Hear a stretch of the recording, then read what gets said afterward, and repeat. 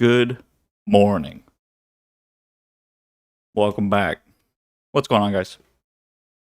Happy Thursday. We're almost there. 2 more days. A lot of fun yesterday. Today is going to be looking to be quite some fun. We got some red across the board. It looks like the Dow's about to be green. I think the Dow's green right now in real time. So break even on the Dow Jones to be expected. The most bullish of the indices, right? Most bullish of the indices. Let's talk a little bit about what exactly is dictating pace this morning. NASDAQ down almost 2%, right? 1.7%. S&P doing a little bit better, about 70 basis points, down about 70 basis points. And Russell 2000 down about 84 basis points. That's more on the growth side. If you look at the IWN, it's not as bad, right? About 0.5%. So value altogether doing well. Why exactly is NASDAQ down so much? Why is the S&P down? Why is the Dow still break even and looking to be positive? Fucking bond yields. Everyone's selling bonds still, right? We just had Powell speak yesterday. Did you not see what happened with price action yesterday? Did all of a sudden, since you saw the NASDAQ was moving at the same time the Dow was moving, did you think that because the bonds were being sold and what Powell said somehow made the story change? Did the story change and some of you bought tech? Where were you? What were you looking at, right? How much have we talked about what was going to happen? And then we got confirmation, and then the market, you know what they did? They bought everything, and then today, surprise, surprise, bond yields are up. We got confirmation of the reinflation trade, guys. Yesterday, we had the dot plot and what Powell said confirmed that there is this idea that the economy is heating up and everything is moving quicker than previously thought. That possibly we are going to be changing interest rates sooner. Still not till 2023, but we've seen inflation expectations change, which is the only thing that really mattered and what we really wanted to hear about, and we confirmed it. So if we get confirmation of the reinflation trade and that the economy is heating back up and that the yields are going to increase, then what does that mean? Well, that means value is going to continue to outperform and it's going to hurt tech. Why? Because the NASDAQ and tech growth in particular is sensitive to rising bond yields. So is anyone really surprised today? Are you guys surprised? I don't think anyone here surprised. That's all we've talked about for the last few months. I think the market, again, I talked about it yesterday, I don't think the market actually understands what the fuck they're doing. And when I say market, I literally mean the market. Besides those of us that continue to make the same trade and like have stayed in our lane, and there's obviously a big difference between, I don't really want to specifically say retail traders, because I think retail traders just keep staying in their lane and they're not really being affected by anything. They just always are affected the same way. But there's still this group that continues to, I'm not saying that the NASDAQ is not going to be up in a month, but just in terms of the trading, it's almost like it's this selling down here and buying up here factor where you keep getting a terrible spread where it's like, what are you selling down here and then buying up here for, right? And we keep doing this, and now it's happening again. You had buying yesterday up here, and now you're going to have selling down here, or you're already having selling. So what is this like constant losing money on this growth side when we already know and it's clear? And I mean, obviously we need some of these people to fuel our value trade and to make it work. We need a loser for us to win. But it does seem a little strange. It's almost like people are going to wake up this morning to be surprised. That's just ridiculous. We just fucking heard them yesterday. We saw the stuff yesterday, right? Now, this is right after the Fed spoke, right? This is after we get the numbers, right? Okay, well, this you would think is probably a value chart. No, this is the NASDAQ. This is actually the NASDAQ. This is growth. Why? Who knows? I have no idea. Buy everything, right? Just buy everything. Now, there's some numbers tied into here which you can kind of give a break, but the pre-market action does not defend any of the price action. So The reality is that the reinflation trade is continuing. It's not going to stop. That doesn't just randomly all of a sudden go away. It didn't go away. It got more confirmation yesterday. So again, please, for everybody, we know what the market's doing. We know the trade, and we continue to make the trade in front of us. We're not going to try to make something work that has all the macros against it and in which the Fed just confirmed. They literally just confirmed the whole trade, which is why you're seeing bond yields continue to rise. As soon as, guys, we've already talked about it, when it hit the 1.6 mark before, that was a big deal. And that's when that first big change happened. And now we've continued to hold a higher level, and you're getting more and more short-term selling. The 2 years, the very sensitive treasury yield. So if the 2 years moving, that's the one that the Fed's going to be the most sensitive to anyway.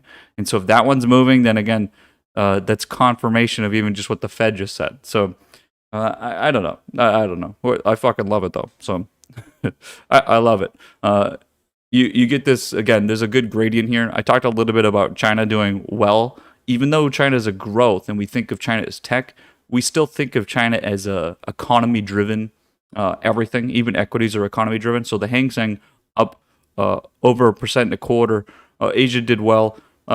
Europe's doing fine. It's mixed. London's down for its own little political reasons, shit like that. But the value trade is definitely on. And again, China... There's even a situation yesterday. So if you're going to make a trade yesterday on the what you consider a growth or tech side, I bought Baba calls at the fucking what I thought was a terrible time, but you had to take the trade. And look at Baba this morning, right? Baba's up 2% pre-market. Took the trade down here. This is not a trade I want to make, but if everything is pointing to this economy-driven style, and we're getting confirmation from the Fed, everything else, then these are trades that need to be taken. And there's nothing we can really. It doesn't matter if you have a bad bias against something or not, right? I shit on Baba all through here. Then we wanted to finally make Chinese tickers come back and work. They were. We were trading all of Chinese tickers up again. Baba never broke through supply, so we never really get that trade. And now down here, now it's kind of back to the same point where, okay, we can take this trade from support. So took this here. This is up 2% pre-market. I think that's very good confirmation when the rest of tech is down. I think it's good confirmation to show that there is a difference between those Chinese tech companies and US tech companies. Again, it's the fucking fact that those growth tickers, the cost of capital is going up. You're discounting the future now.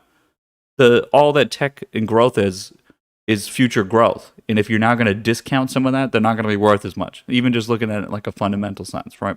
And so that is going to take away present demand, right? That's just how it's going to work.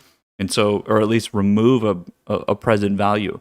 And so, I mean, I think we get good confirmation from this morning. It's going to be interesting to see. Again, you open up this much lower, you're going to get bid. It's just, I mean, unless.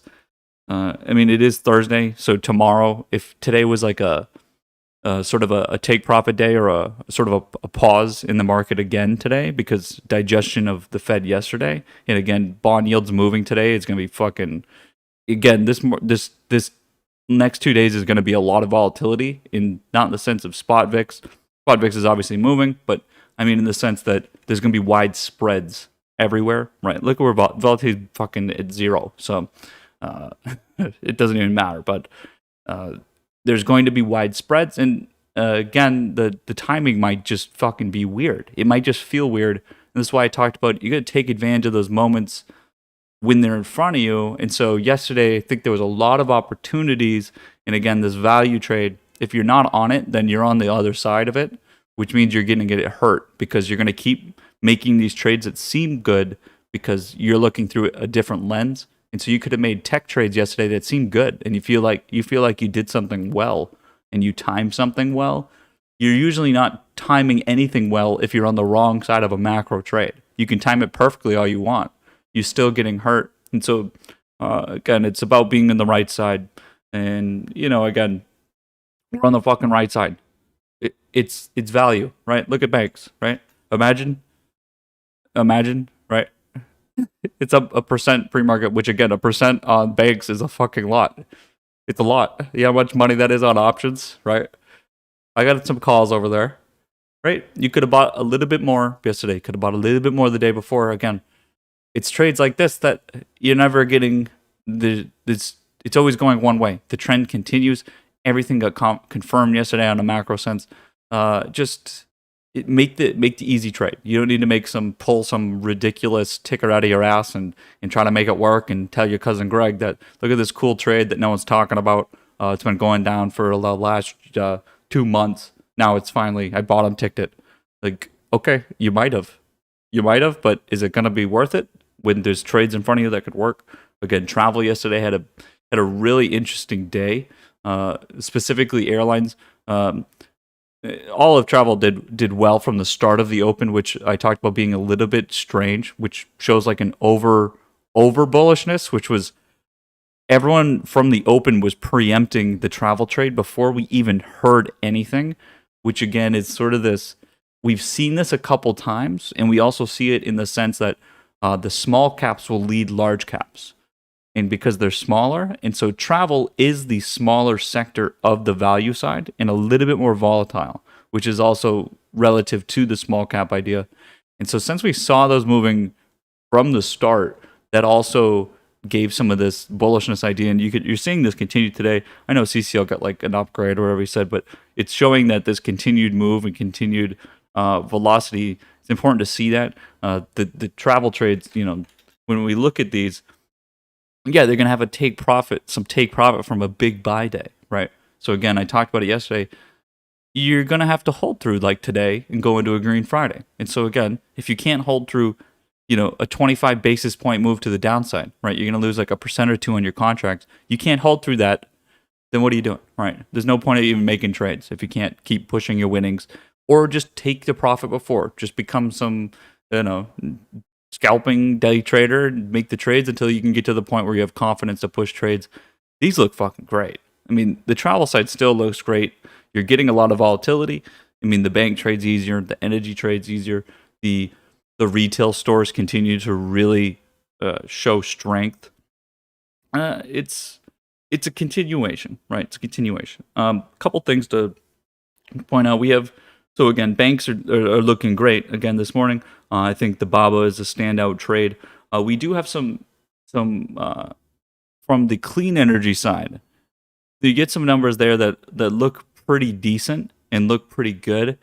That's going to be interesting to see how that develops today, because again, that's very much like the China growth trade, where it is the same side of value or growth, but it's actually a sector that's not being manipulated or hurt by the negatives.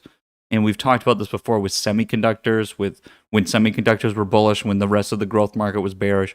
So we're going to have to see if clean energy can make some moves, because there are charts out there that we do like, that we want to get a part of, that have been beat to shit, right? That have been beat to shit. And so you have things like CSIC, Plug. We'll see if these are going to put some moves on. We'll see if they lead first, like today, if they come off this low and go bid. We'll see if those type of charts come through and put some points on. Not a guarantee, but I'm interested to see where that demand comes in first. Is it going to be, is it going to be on a traditional growth sort of side in just overall, and everything's going to be correlated together, or is it going to be individual sectors on that side, like clean energy, like EVs, right? Those have all fallen together because, again, you have a discounted future growth because of the cost of capital going up with yields rising, right? So we're going to need to see. In terms of Chinese tickers, Wiz, again, I just talked about Chinese tickers. That's what we're talking about. We're going to be looking for them for the weekend. Yes. Anyway, we got 15 minutes. It's going to be interesting. Again, we need to watch and react. We're not going to make decisions. We've already made a fucking decision. We're 100% in on the value trade. For anything else to come up and for us to make another trade, we're going to react, and we'll make a decision when it's there. Again, if you're not already in a position, it's going to be very difficult the next 2 days. I guarantee it. It's going to be very difficult to make a trade here. You're going to have mixed signals all day. Yields are out of their fucking mind. They're out of their mind, guys. They're out of their mind. Everyone's selling bonds. Where are they going to put the money? You have no clue. We know where the money is currently. Do you know how people are going to trade today and tomorrow? No. So again, it's going to be difficult trading. And if you didn't take the easy trades that were in front of you before, then I don't know how you're going to take the trades that are going to come here after. I think I made some comments yesterday about if you're able to try to buy things and then get stopped out. I think I made the Viacom. Now Viacom's getting hit by growth right now. That's going to need to consolidate, of course, right? So that's getting hit by growth. That's getting a little bit more correlated. So that's going through its consolidation. But that kind of trading where you're able to enter, I think the other good example is aerospace and defense. We get stopped out of that trade like 10 times.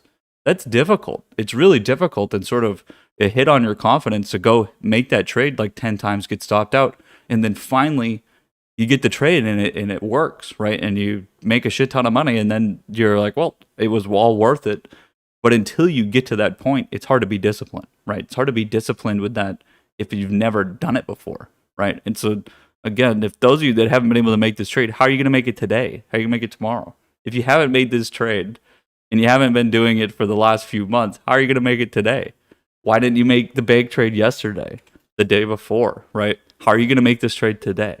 So I think a lot of this, again, is not, it's not just one day. And I do say it only takes one trade, but it's going to take consistency over a longer period of time than just one silly trade, right? And again, it comes down to consistency with a large amount of money. That's where the learning factor comes in, that it's better to take the time to learn and to make trades all the time and to just to build up that bank of knowledge and discipline, because trying to squeeze out sort of what we can consider gambling kind of trades to make a lot of money in a short period of time, because you're like, I have a small amount of money, I have a small account, I just want to make I want to get my account larger so then I can start trading.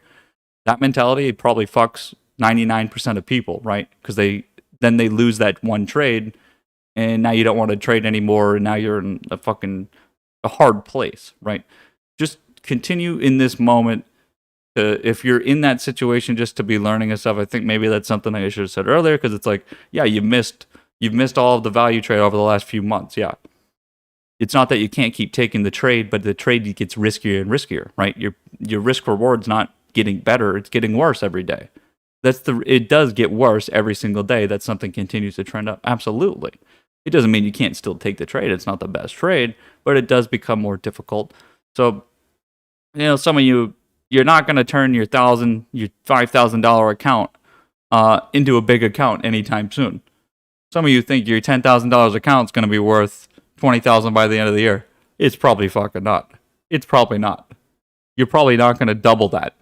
I highly doubt it, right? And so get the knowledge now and learn it now, and then maybe you'll be able to get to the point to do that, right? Because you don't want to fuck it up as soon as you get the money. So I think that when you think of some of these opportunities in front of us, maybe see what's going to happen here. If you don't know what's going to happen, you don't know the possibility now that where we are now and what's happening with yields, then don't put your money on the line to find out when you could just fucking watch. Maybe you can just make some small trades to feel it out and make trades that are not going to hurt you. You can easily buy at the money, free month out, and just fucking sit in that trade, put stops on, and feel it, right? Feel that sort of the drag on that trade, and to see how it is to be in that trade, and to see how it moves, and how you watch the underlying, how it reacts on your options, and see how that volume changes, and how the different mindset changes, and how your IV changes. Again, the IV being, you go from a volatility at one point, and then maybe the volatility goes up or down later, and you'll be able to see how that mentality, it's really just the mentality, how it changes with the IV. It's hard to do that if you're not in a position. It's not the same feeling to see it. So, some of you, maybe that's a good practice to go forward with, right? I talked about some of these ideas and could keep bringing it up just to throw it out there, because again, I don't think anyone here, I don't really understand all of the market myself, because you don't really see this. It's one thing to be on the right side of the market, right? Yeah, we're in the value side, and we understand that when yields go up, it's going to cause growth to get hurt, and so value is going to be a good trade, and we've gotten some pretty nice momentum and a nice play, right?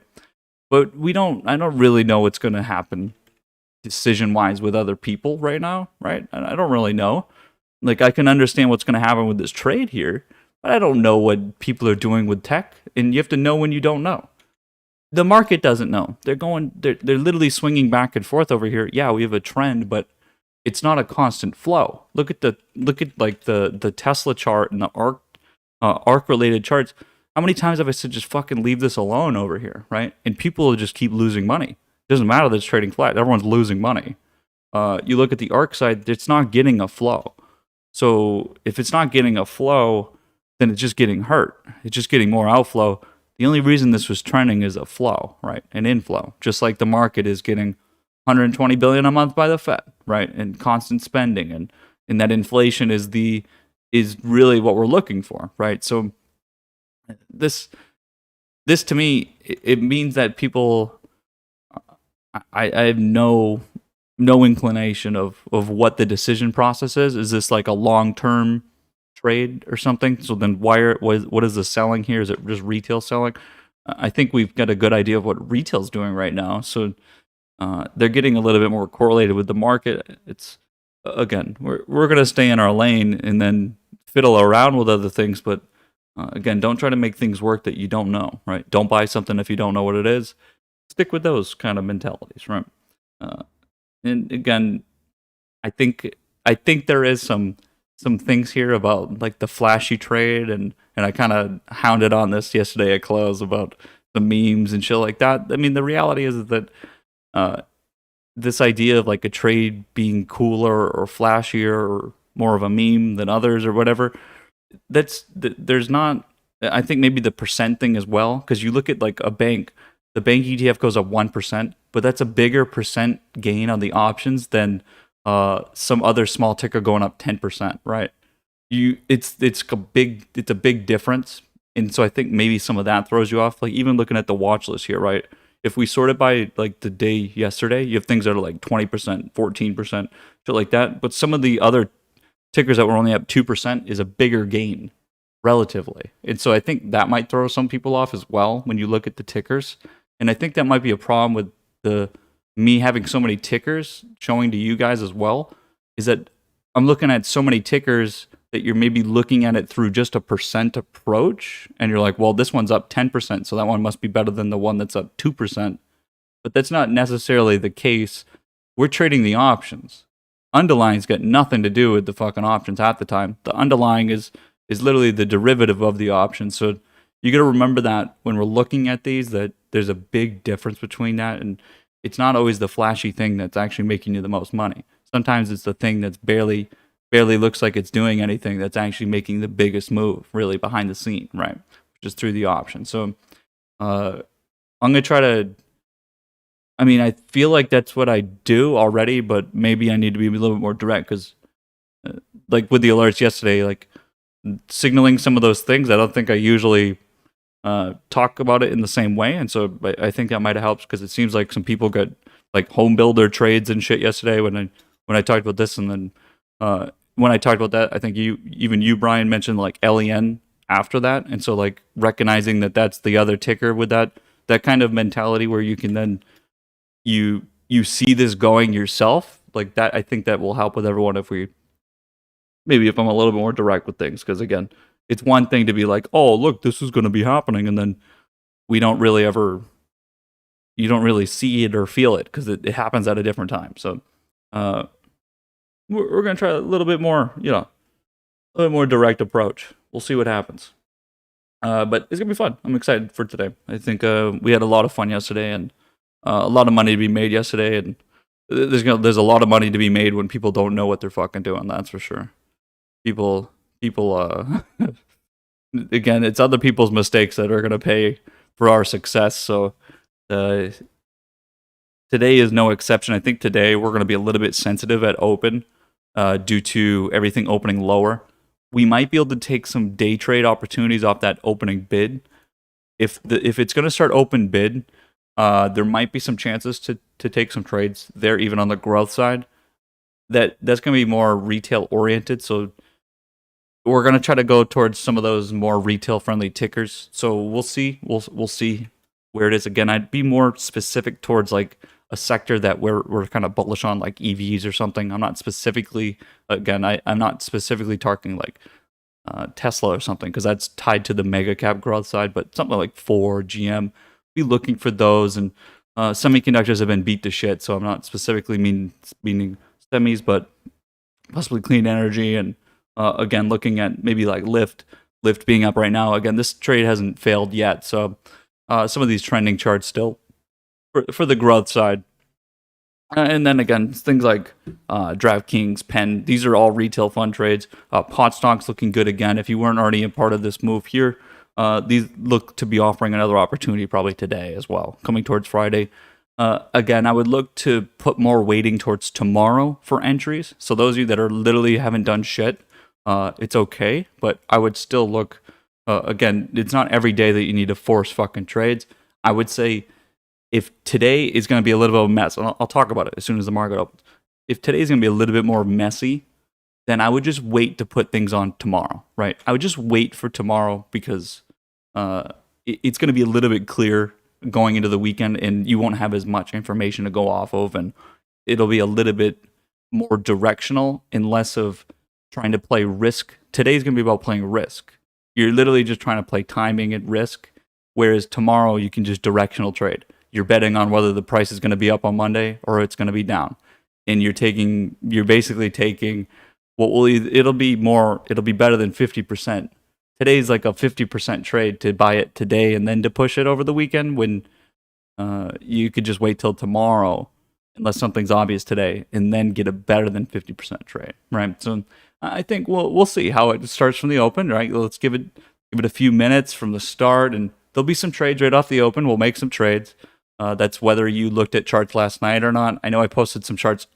I didn't even realize I didn't post them last night, so drew everything quick, put it in this morning.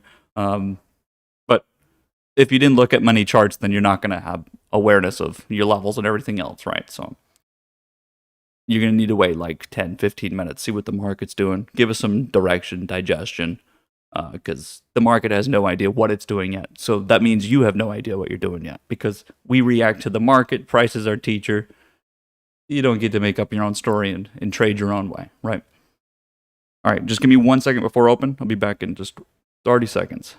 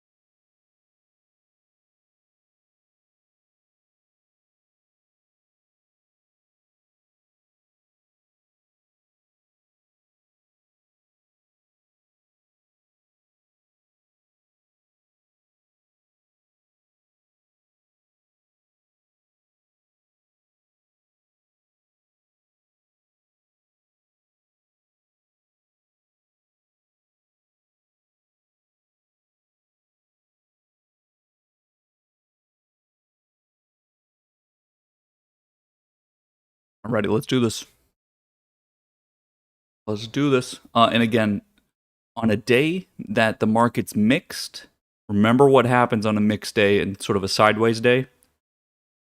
Individual tickers become hot. As soon as something starts to move, then all the demand all of a sudden goes over to those tickers that are moving if the market's not moving. So it's a day like today where being aware of those individual tickers that are putting moves on are probably the hottest thing. So if you see something moving that we're looking at, fucking type into chat, because I'm not seeing everything either. So sometimes one of us seeing something is where everything is going to go all of a sudden on a day like today. And I'm going to assume that there's going to be at least 10 different opportunities today that are going to be a little bit momentum based, that we may have to chase a little bit, but they're going to be worth it to pay for, right? So let's keep our eyes open. Keep our eyes open for that. Oh, this is already fucking weird. Already weird. Already weird. Well, we're getting. Hold on. I gotta manage this trade really quick. Gotta manage this trade real quick.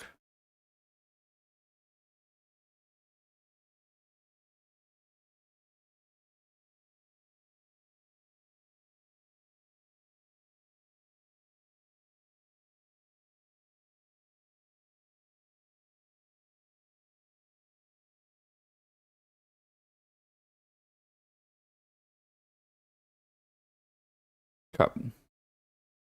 Very good.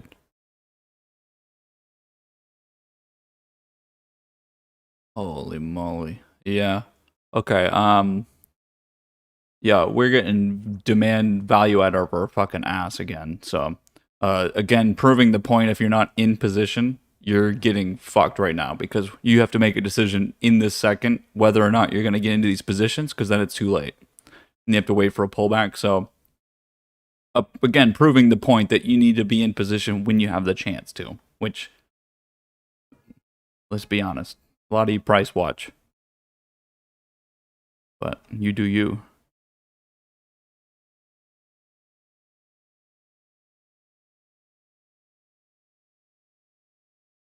Let's see. Watching for travel, whatever travel's going to do here. Travel opening lower, but with this bid here is exactly what I was kind of talking about, where you open lower and you get the bid, but then you need to see what happens after. It's not so much to see this, you need to see the movement. It's not, this candle is not helpful at all. We have some big moves coming across. We're getting some of the squeeze from the meme economy, still the meme stocks from the open, which means market makers bought before the open. So if there is selling here, people are taking profit. This does not mean that the price is done. This is probably still going to go bid. If market makers bought up there pre-market, then I would have to imagine it's still going to be up. So things like AMC, we have that position, right? We have that position. We took it from the tightening. I think this is a great spot to keep pushing. I wouldn't take profit on that. I'm up quite a bit, but it's such a weird dynamic. So I wouldn't look at P&L on this one because again, people take profit from open. Who fuck them? They have no idea what they're doing anyway, right? Fuck everybody. Bank's looking good. Bank's looking good. CCL holding. Baba's holding as well. Nothing's really moving yet. So I did put some emphasis on the industrial side. So things like ag. So the industrials are a little bit more bullish for the value side right now, I would say, overall. Besides the obvious bank move. But banks are just moving because of the Fed yesterday. Let's see. It's going to be a lot of fun. This day is already a little choppy. Dow's going back into all-time high right now. It looks like it's almost there. It looks like the books are getting ready for liquidity up there. So I would say Dow's probably going to all-time high. Now, again, this is that's the average. We're talking, individual companies, right? Individual companies. Look at BA, right? Continuing again. If you're not in this position now, all of a sudden, look at your fucking spread on 5 minutes here. In the first 4 minutes, this is your spread. That's not where you want to be entering. That's not where you want to be entering. You wanted to already be in here because this is not fun. That's not fun. You guys complain about, a a $1 spread. Wait until you see a $10 spread, right?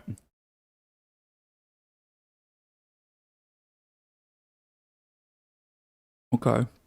Let's see. Nike. Retail stores getting that spot. What is going on with our WBA contracts? Apparently selling does cause some things. Now, I'm almost fully out of this position because I started selling over here, right? Started selling right over here. I'm almost fully out of this position. Almost fully. Market makers picking up all the slack. Gonna lose 1% there, but again, I'm at 100 delta, so only losing 1 to 1. A little bit left. Miss the put. No, you should not be buying puts here. This is still bullish. It's just they expire tomorrow. So, and when you have like a 1500% average, yeah, you got to get out of that.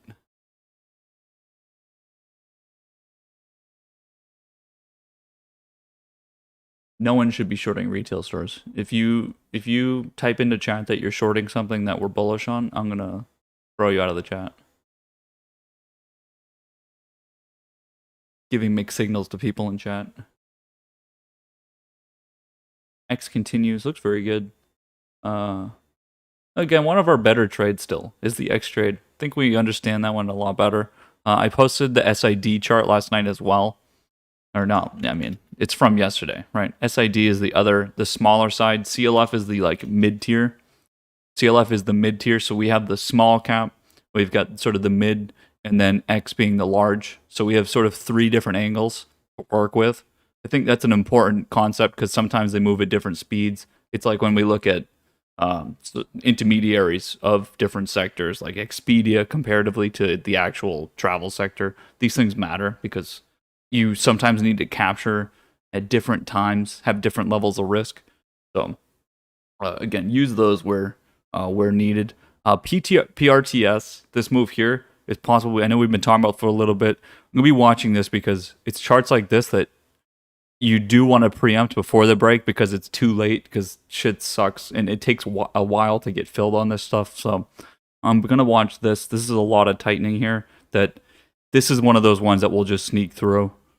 Chris still looking good, pushing that. TCL is holding. Retail stores again, just looking good.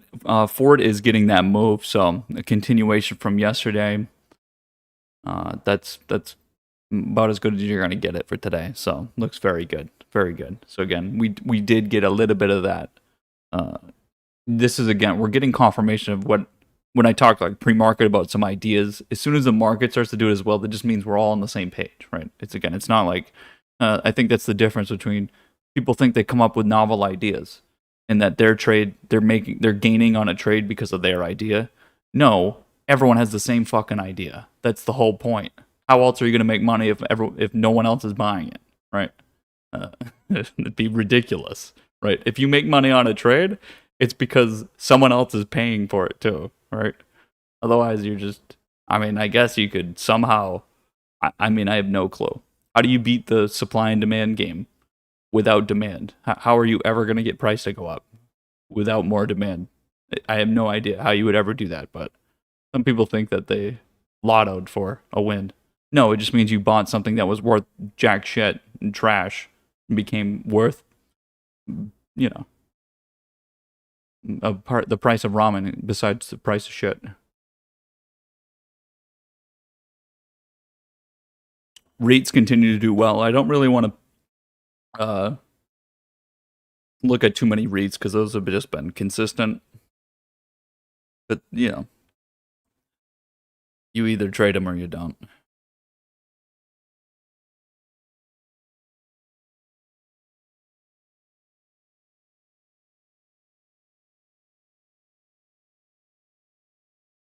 For those, FRO continues. This is such a weird chart. Such a weird chart. See if that breaks through the $8 up to $8.10. FRO. We've already been in this trade for a little bit. Another opportunity for more here. Now, there's a lot of lines on this chart, but they're kind of important. Banks just fucking continue to burn through, right? Just again, it's so important to realize what is the best trade out there. And some of you go, well, it's okay that I missed the bank trade. I can just make another trade. Okay, yeah, you can always make another trade, sure, but again, you have to take the fucking trade in front of you. And some of you are just, I know you're missing it because you don't post fucking profit in the profit section. Because if you did have it, then you would post it. So let's just be honest. You can't hide. We are an all-time high on the Dow again. But yeah, you guys are watching banks go by. See ya. More for me. I don't give a fuck.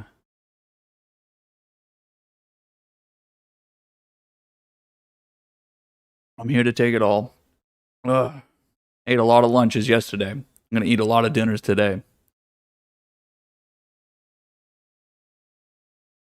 gonna eat your fucking kids' lunch today.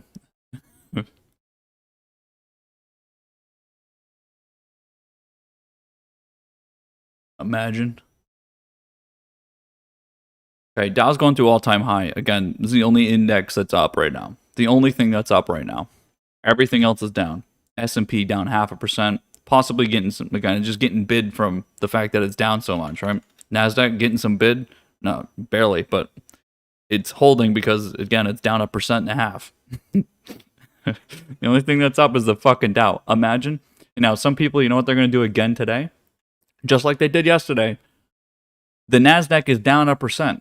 The NASDAQ's down 1%, so then it puts like 0.5% of a gain on. So now it's only down 0.5%, and they go, oh, see, look, it's making a big move to the upside. And I know there's people in here that do it because you guys type it in the chat, and I'm like, what are you guys even looking at? The thing that's actually positive on the day is the most bullish. It doesn't matter if the NASDAQ puts 1% on today, it'll still be down 0.5%, while this is positive. You have to remember the difference because you can remain in this trade when you can on the tech side. So again, there's a big difference between those two things. And that's where being able to stay in a trade and keep making money on your money, way better than having to get in and out, right?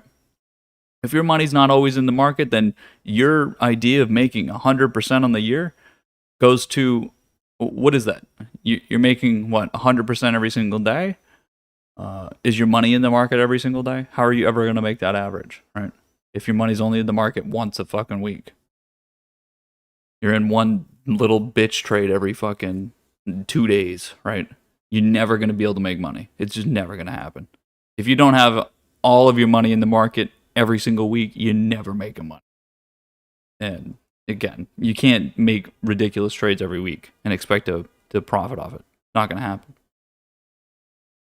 I barely make 30% of my trades, right? I barely get the 100% trade on 30% of my trades. How are you ever going to... And that's with my money in the market all the time.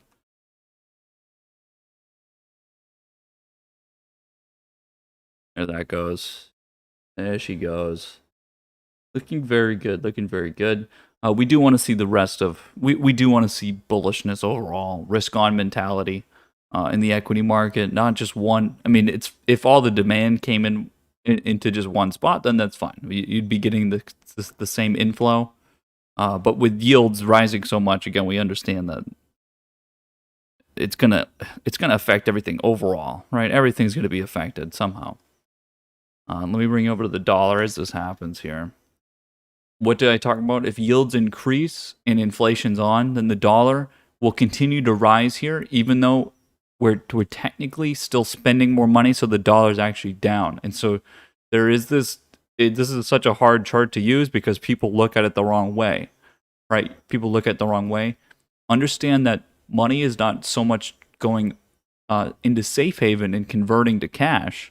It's actually that this is getting pushed up because of yields and because of the idea of inflation increasing. It will cause the dollar to appreciate even though we're spending a shit ton of money and printing money, increasing the money supply still, right? The money supply is actually increasing, lowering the value of the dollar, but you're actually seeing it comparatively to other currencies. Again, the DXY, the DXY, is just the dollar comparatively to other currencies.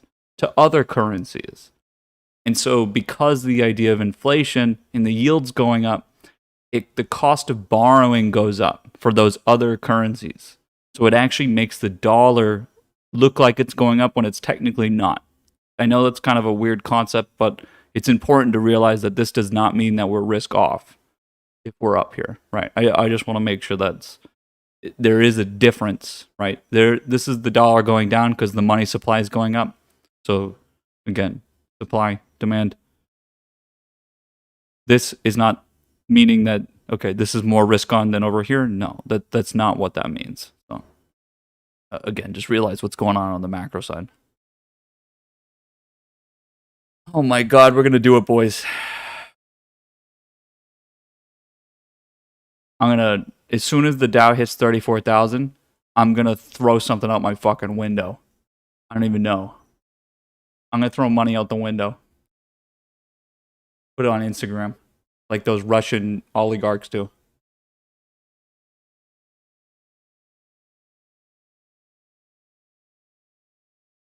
Oh, someone's trying to sell on us. Let's see.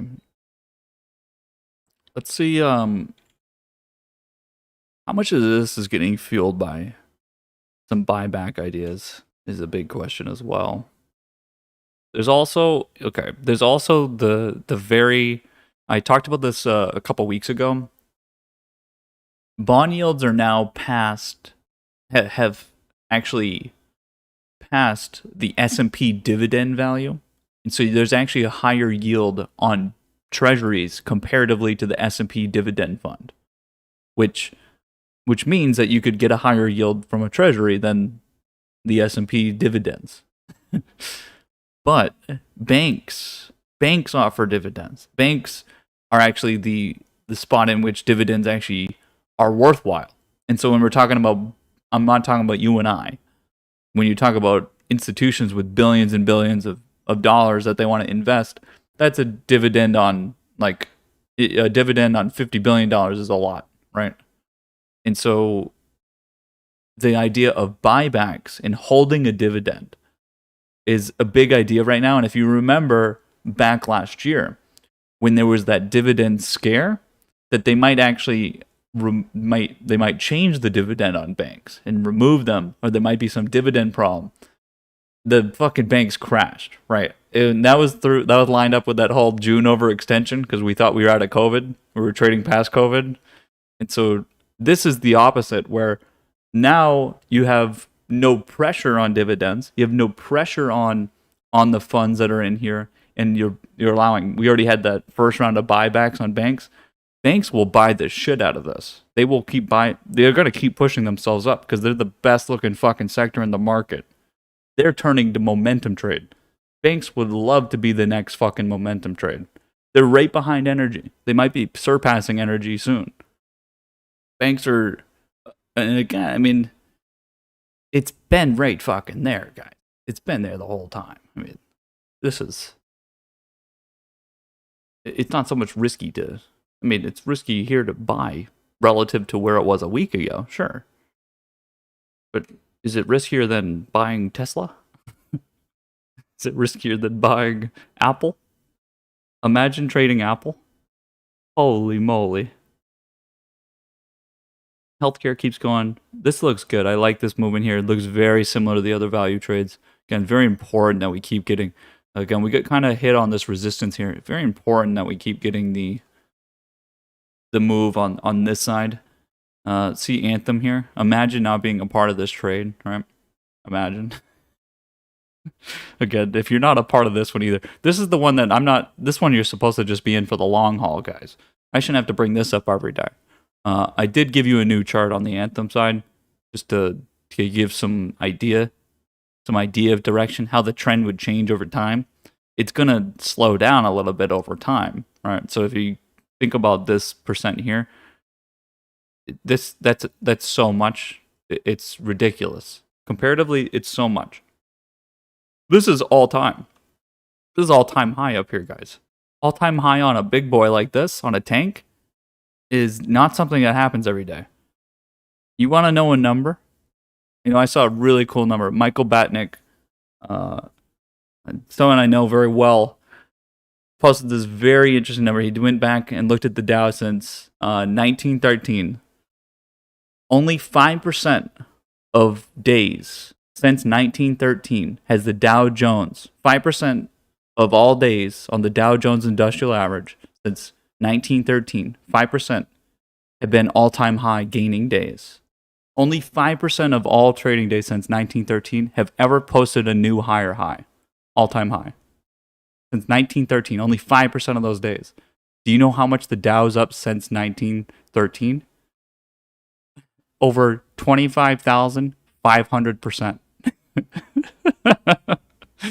But only 5% of the days is it higher out of all that time, right? And so it's like 95% of the time you're actually down. 95% of the time you're down, but out of that 5% of the times, it's actually up 25,500% over that time. And so again, it's the same thing on something like this. This is not going to put new highs on very often. The value side doesn't. It really doesn't. But it's the gain overall that's just, that trend is fucking relentless. It's a relentless trend. And betting against it makes you a fucking contrarian. It makes you contrarian to go bearish at all. At all. If you ever go bearish, it's because you're being contrarian. Now, sometimes we do it because we're doing very short-term sort of strategies, but overall, that's the fucking reality, right?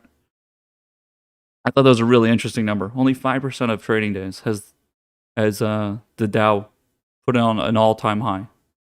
It's kind of a weird thing to think about. That if it's up 25,500%, it would be up more than 5% of the time.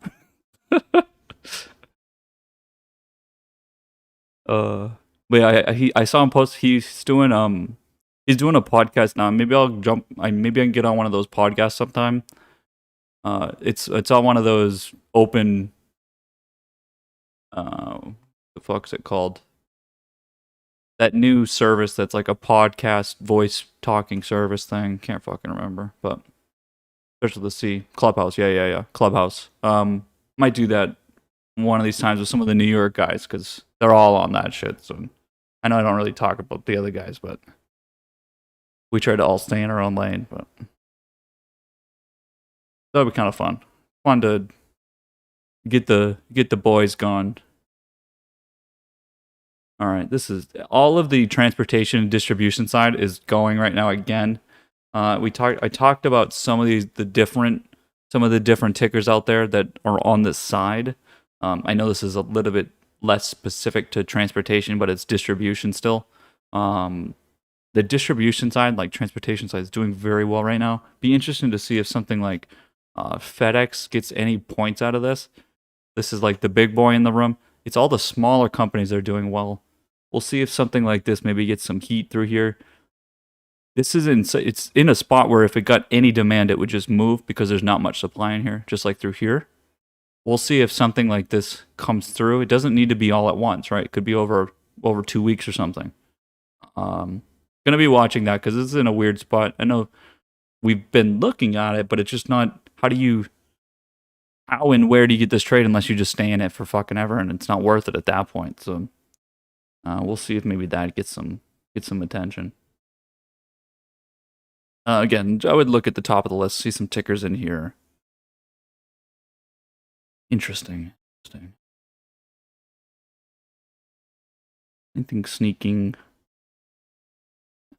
Again, this is going to turn. You're going to get some things that are going to turn to momentum today. You're certainly going to get it. I don't really like to show this chart. Some of the New York tickers are a little iffy. I don't know how to.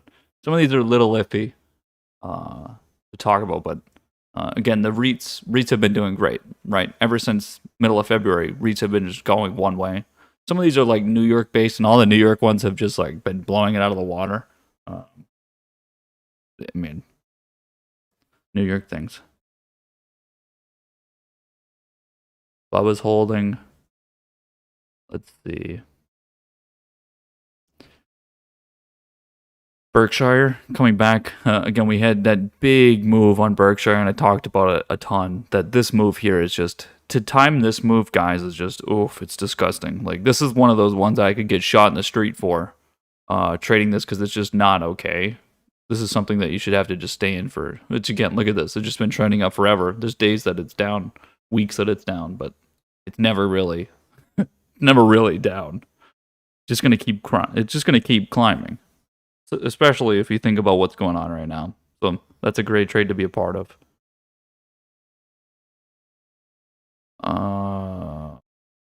Again, this week has been short-term bios. Maybe another one here, AGTC. Even if it's only shares or something. Some of those are fun. Interesting. Altria, right at its level right now, right at its retracement level. Again, this is, I know this is probably a chart that you guys have not looked at in a while, and I haven't brought it up on stream because it barely moves. But again, value, right? Mo Altria, you big fucking tobacco smokers. That's right at its retracement point. Again, when it crosses this line, anything crossing its retracement point from 2020, that high before COVID, as soon as it crosses that plane, it's now entering it's a completely different area because now it's no longer retracing for value reasons. It's now become momentum. It's a momentum trade. That is better than value. It just makes it better. BBY breaking through its resistance here. I talked about it over here. Someone wanted to short it in chat. I called them an idiot, I think. Not an idiot, but I said, don't do that. This has worked. This is now breaking this level. It looks like it's going to break there based on what you see there. This is actually behind the other retail stores. And it's a big name. We've seen that all the smaller stores have led, small caps have led large caps. Best Buy is obviously a large, so that could get interesting in there because you get a lot of fucking weird, like, look at this candle here. That's 3%. That's a big number for this ticker. It could get a little weird in here today because today is a very strange day. So that could definitely be putting some points on. MRK continues. It's been a really straightforward trade. It's just been trending this whole time. We've just tracked the levels, trading in between levels. I mean, other people have dumb ideas on this chart. I've got the straightforward one. Use the fucking play. Just don't come up with dumb things. Just go with what's actually happening with price. All right. All right. Where? Okay. Let's see. Industrials. The steel side still going.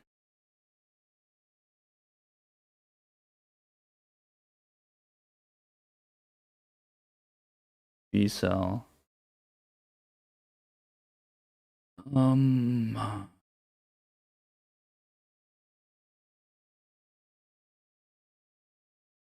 Where do we go from here? WSM's trend line is a little strange up here because it's sharp. I don't know how much it gravitates there as opposed to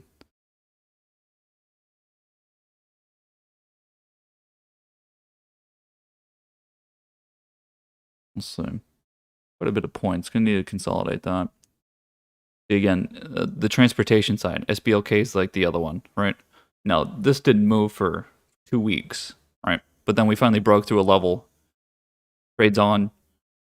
This kind of move here, coming out of consolidation, I mean, it's just too. It stands out too much. And again, the natural gas short play is still paying off, and I keep mentioning it. And I think Fibs is still in that trade. This is the short side, right? This is the short side. So cold is the ultra short. So this is going the opposite way. This is the bearish short trade where you can go long on the bearish trade, right? The UNG is the normal chart that you have to go short on, but the other one is again the reverse. This kind of thing here, guys. I mean, it's important to realize when and where you can take advantage of the economics behind different moves. Think about what's going on with oil and what we've seen with gas and what's going on with the actual reinflation idea in the economy opening up. It causes supply to come through. Now, everyone's making this trade, so you're not getting. Again, everyone. It's not like there's only some people that understand the economics. I mean, not everyone's making the trade. You didn't make the trade probably, but there's people that are making the trade as well, and it's not like it's some secret, right? But again, it's the timing factor of being able to capture it before all of the money comes in, and being smaller, we can make the move before. We can make the move quicker. We can get in and out a lot faster, right? Besides the big institutions. So those kind of trades are important. And that's a good one. I feels good here to get that confirmation, to get down to the low. This is about as low as I expect. I know I might put a target down here, but I would say timing-wise, right on schedule, be looking to take profit on this move now. Be looking to take profit.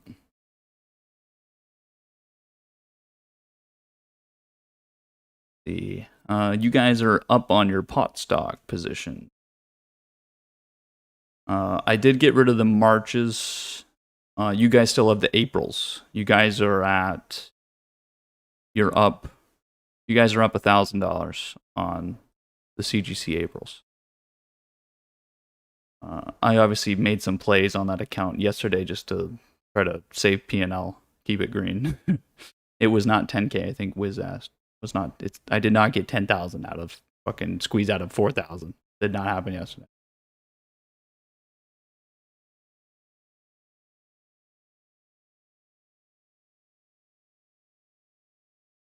Okay. We bring it back over to the average. Let's bring it to the average. Dow flirting with all-time high. Still a break even up there. Getting hit by some. I mean, again, it's got Apple in there. It's got Apple. It's got Microsoft in there. It's getting hit on the average. Again, we're talking about the individual tickers in there. This chart is just terrible, guys. I just don't know. I don't know. Terrible. Terrible, terrible. Does not look good. It's going to take a long time. Take a long time. Facebook holding value in here. Again, down with all of growth, but it is in a much better spot. That's for sure. Much better spot. Microsoft breaking this trend here again. This is part of the Dow as well, and it's just not looking great, but holding value. Google's the one that's still, it's just, I mean, nobody knows. I don't care what anyone says. No one has any clue what this price action is. It just has to be. It's just all new. It's all neutral. Just neutral trading. This looks like all that Facebook action, right? That low from a couple weeks ago. All of that trading back and forth. You can't make trades in there. There's no trade to be made there. This is all long-term holding and everything else. You cannot make trades in there, especially not on Google. So there's nothing here. Move along, right? That's some wild stuff going on in there. I don't know. Really don't know. S&P, I mean, perfect where it is in the trend line, right? A lot of support. The market's not fucking crashing or something, right? It's not happening. Even though the yields are out of our mind, not going to happen.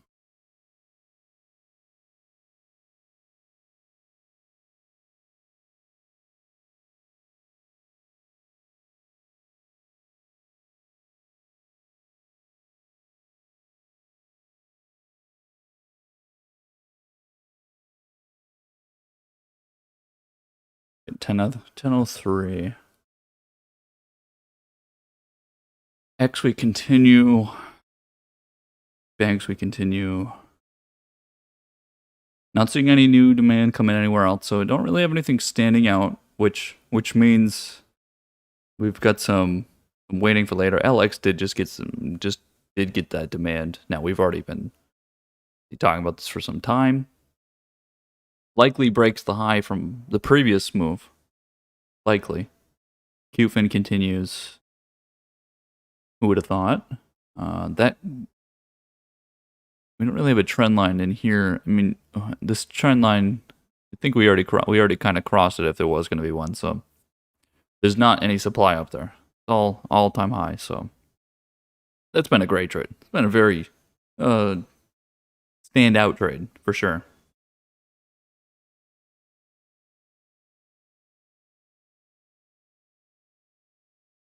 Where is this? Coming up to the resistance over here. 980 or so. We'll see.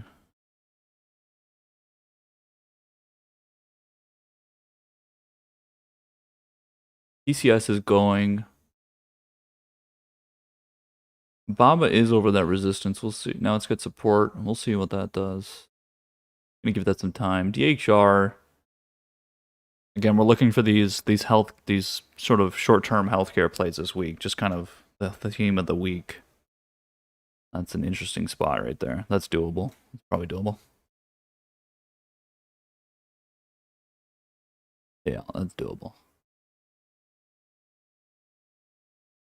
Yep, that's a fun one. So THR, gonna throw that in there.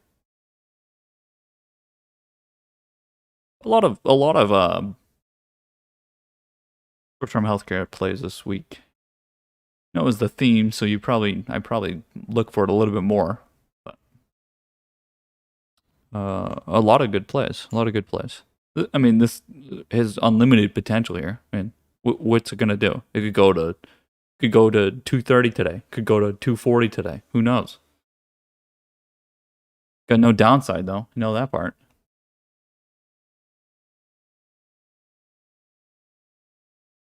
All right, take that.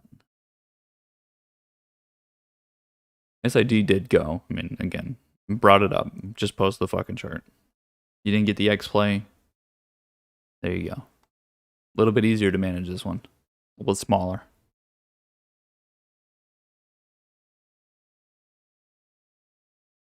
Little bit smaller, little bit cheaper, right? You're not a big boy. You're a little fish in the pond. Well, make the pond trade. I don't think I see any of you making the pawn trade because I don't see you in the chain at all. Uh, so let me see. Hold on. Maybe you're in here. Let's see. Are you in the maze? You're not in the Aprils.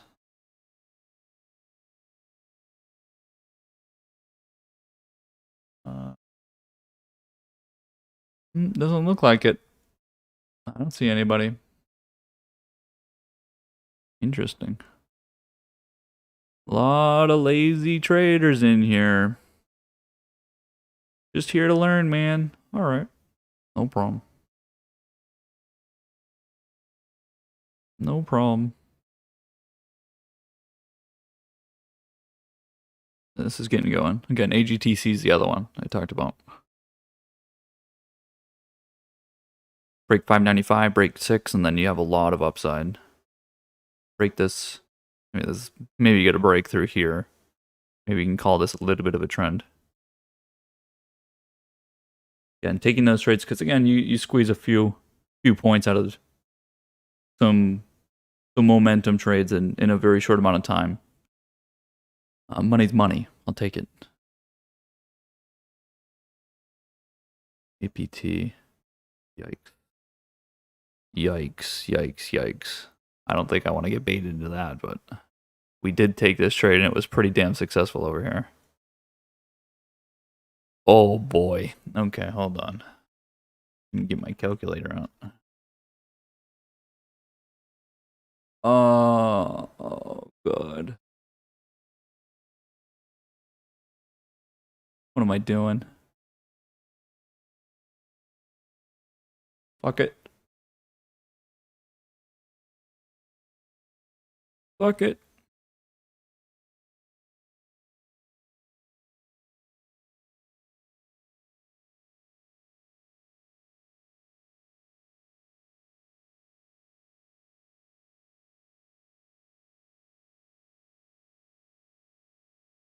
Okay, that's gonna be fun. That's gonna be fun.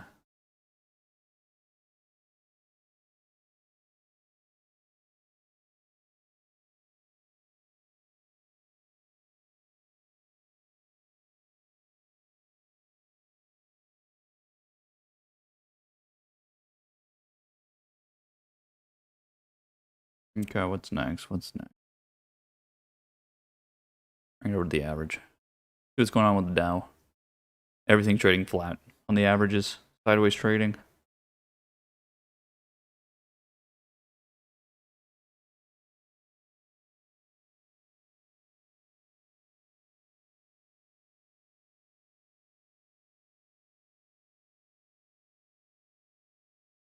See some, man. 1009.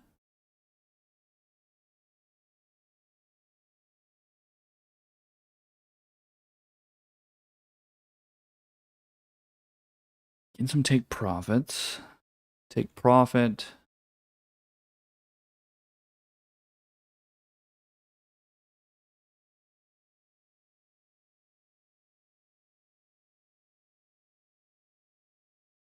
See.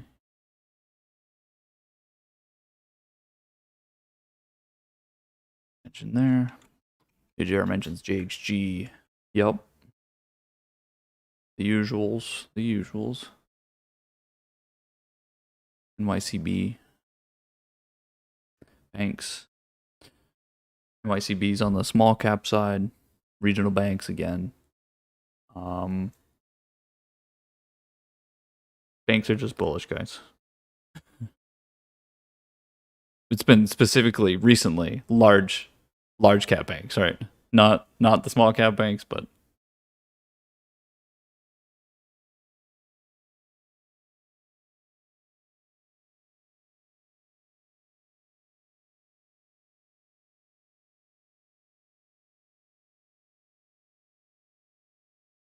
coupon continues. I don't know when we're getting out of that one. We're gonna need to see a red day, a couple red days. Healthcare is going. Looks like we're getting some demand coming through. I see the books moving. Some big boys coming in. See how that goes. We'll see how that goes.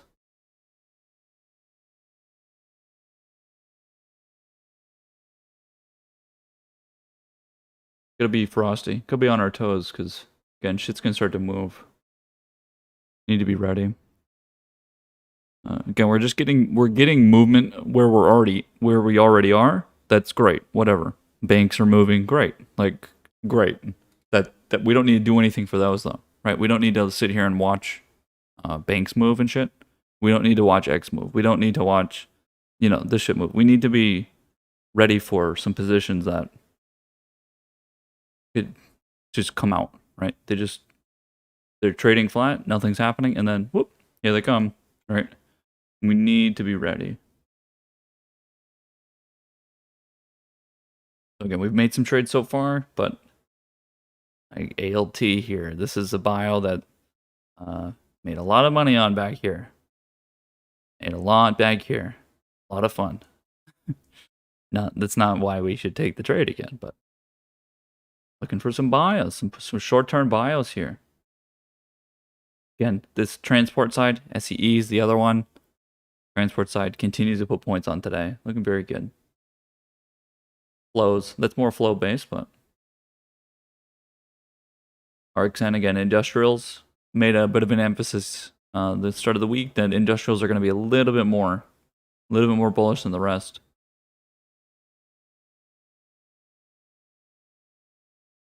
See if maybe retail stores come back through.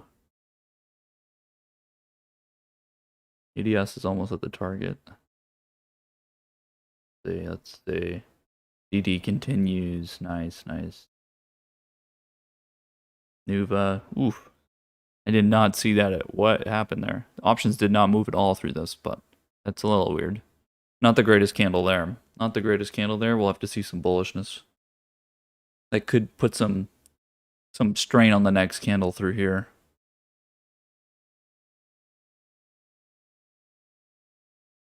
Supplied out of our mind. ABT continues.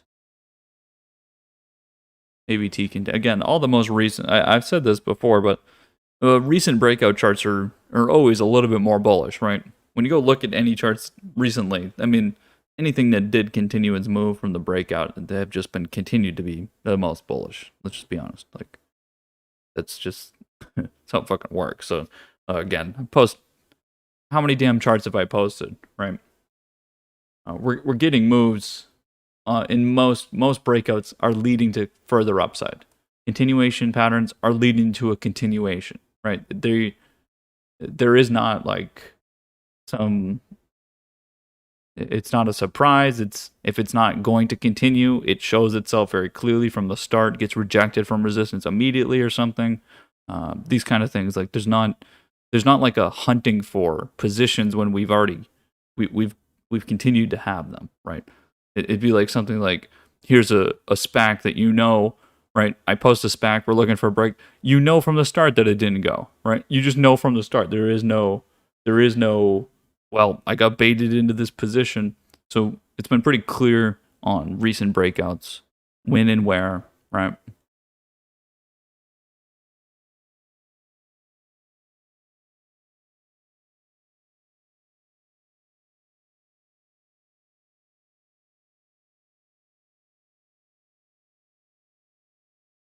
Again, I would not be using XLV. XLV is not the one to use. I think I mentioned this earlier. Do not use the individual tickers. Do not use this. It's not like using XLF or XLE or something. XLV is including too many other averages, and the average is just piss poor, right? It's just not. I know I mentioned it over here, and then things changed, right? Things changed. This was fine, but it's not. It's not the exposure we're specifically looking for. They're two different exposures. It's the large healthcare providers like Anthem, United, Unum. That way I talk about.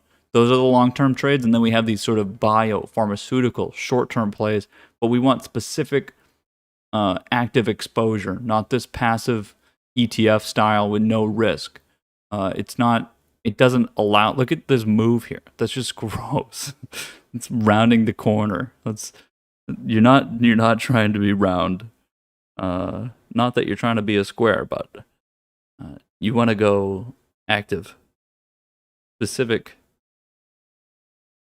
Trading averages is only when you're not sure. When you're not sure, or you're using leverage or something. Right? Home builders got taken profit. Home builders got taken profit. Had to take those. They're a little mixed. You get historical take profit point. It's a lot on something like leverage though. So that I already mentioned yesterday actually that we were going to need to take some points because again the news base factor is going to hurt if it goes the other way. BA's break even. That's fine. Nothing is poking its head out yet. Staying with the pause, take profit day so far. Hold on, what is this? GE's hanging out. Break even. It's a good spot for again, kind of a stop day. Digesting the move from yesterday, waiting for yields to chill. We take a look at the yields. 10 years stopped a little bit. 5-year, 2-year continue. So short terms continue.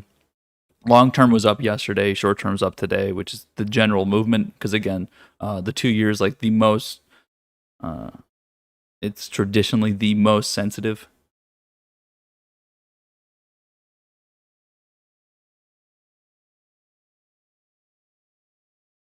PRTS is getting that demand. I don't know if that's because I said it, but it seems like everyone's got the same plan. It looks like everyone bought at the same time, too. Everyone bought at the same time. Not that it's like a lot of people buying, but, you know, enough. There's certainly, I see some pretty big orders. Some pretty big orders.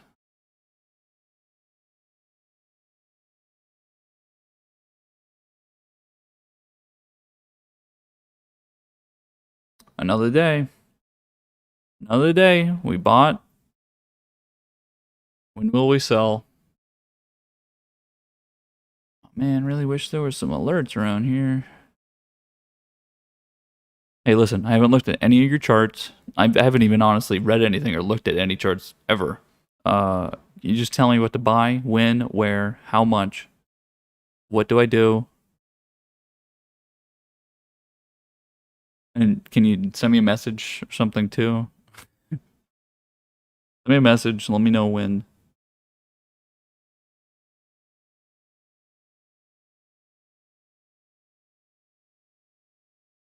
Just tell me when to sell. Thanks.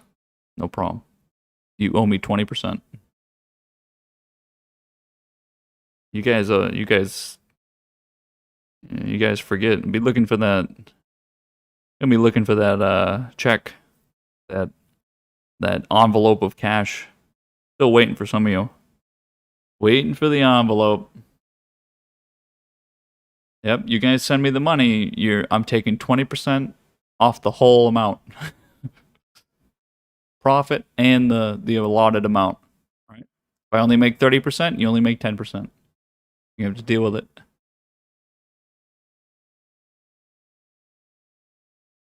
I break even, you lose 20. You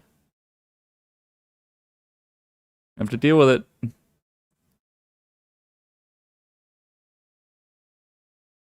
Fucking Skechers. A lot of volatility. Can we get some wide spreads? Today is definitely we're getting it. How do you do some of this stuff, right? XUN's coming up to that 29.5. Some of this is just kind of as predicted. Oof. You know what's going to happen is we're going to get price movement, and it's going to be very hard to tell. You might get a melt up, and if you're just not in position, you're just going to miss it because there is no point where it's going to stand out. Probably, you have to be in position. There's some places where you're getting a break, but if not, I mean, it's not really that simple.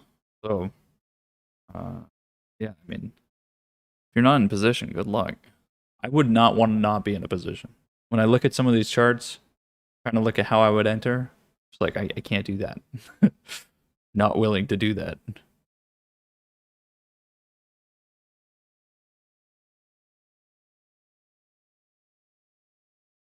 The chart says PBCT resist.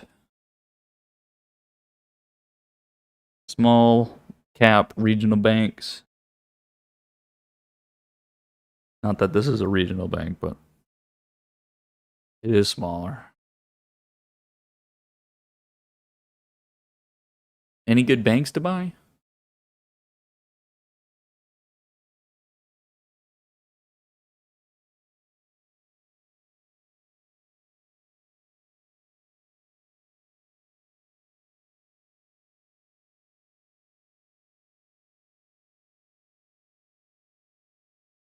Some of these banks are so funny to look at.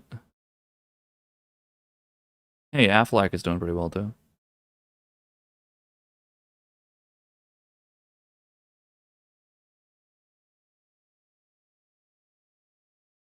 Okay.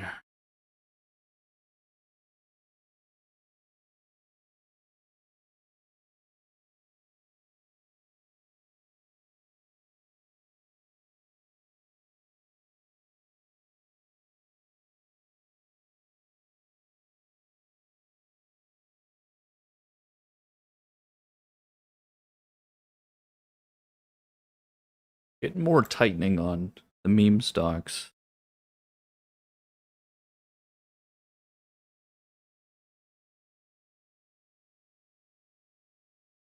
REITs, very good. Hey, passive. We're gonna be passive. We're waiting, keeping our eyes open. We keep pushing our positions in a very good spot. Waiting for that demand to come in tomorrow or today. I mean, today is still going to. Hold on. Trend line on WSM is 177.5. That's what I was trying to say earlier. What I was gonna say is today is still, you're seeing how difficult it is to trade today so far, probably because we're getting that sort of sideways digestion from yesterday, and as soon as stuff starts to move today, it's just gonna feel chaotic. Right? It's gonna be difficult. You just have to keep your eyes open. You're gonna have to be active during lunch, which kind of sucks, but you have to keep your eyes open during lunch for when things start to break. You have to watch levels, see when things pull into support, get bid. Sometimes that's what it's going to take is for price to move, whether it's up or down. You just need some movement to be able to actually get a trade, right? Looking for that. Maybe we get some new things today, but keep it going. Value, baby. Value train. Fucking imagine not being in banks. Oh, Jesus. Dow all-time high. Imagine being in any of the other indexes. Oof, Jesus. Makes me sick. Makes me fucking sick. All right, what can we read? What do we have going on? Anybody come out and say anything dumb? Let's see.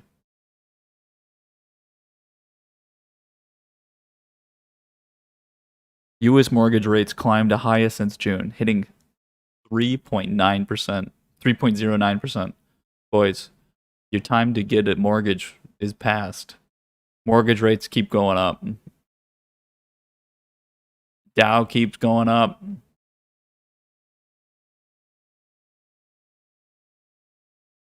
I don't know, boys. Imagine thinking the market's down right now. Market's crashing again. It's those goddamn bonds. They're fucking up my stock gains.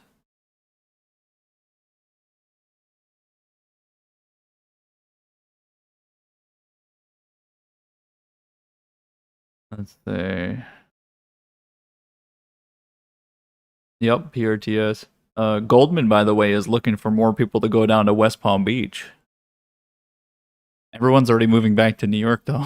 The problem with having to move to Florida to work is that you have to live in Florida. That's the fucking problem. Keep thinking that myself. I gotta live there 184 days to get that benefit. Oof. Yikes. Yep. PRTS, we already get it's the same move as before we just looked at. So. X continues. Again, value, boys. Value. I don't know what you want me to say.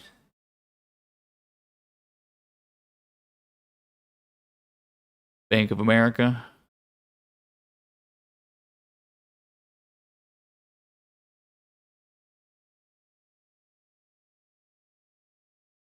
Buy, getting a little bit off of this trend.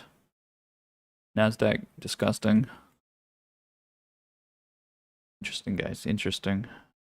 Interesting.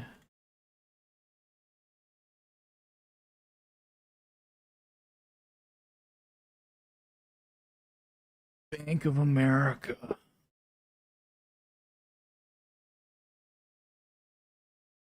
Everything looking pretty good. Money's great. Money's great. GE's green. Hey. Fucking imagine. I mean, we already made the play from buying the low, so it doesn't really. I mean, the whip is cute. The whip is cute, but the trade was.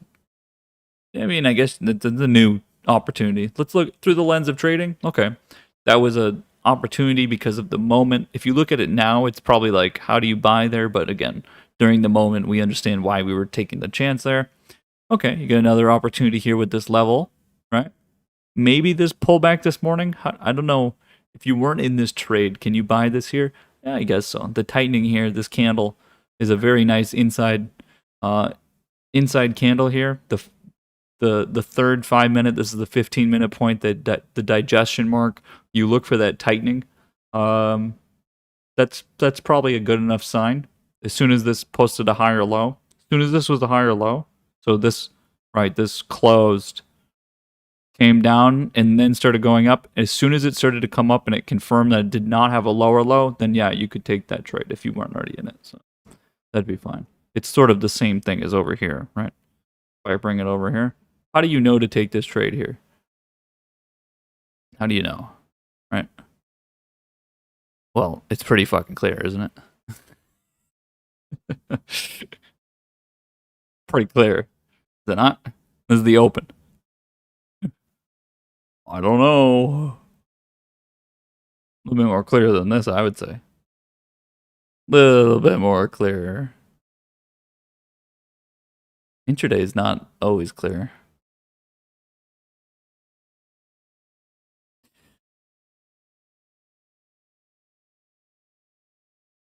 Jesus Christ. These goddamn banks.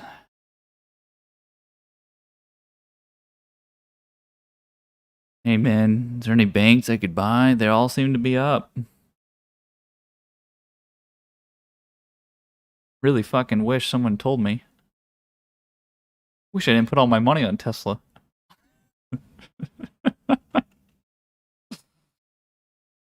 Lol. That's a pretty nice inside bar here today. Maybe in a month or so, you can get to 720. You know the problem with the. You know what I thought about?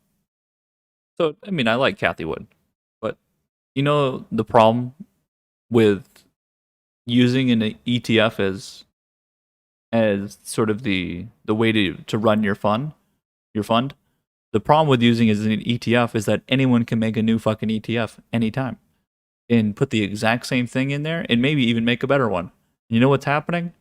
New ETFs that are better performers keep being made in the same premise, right?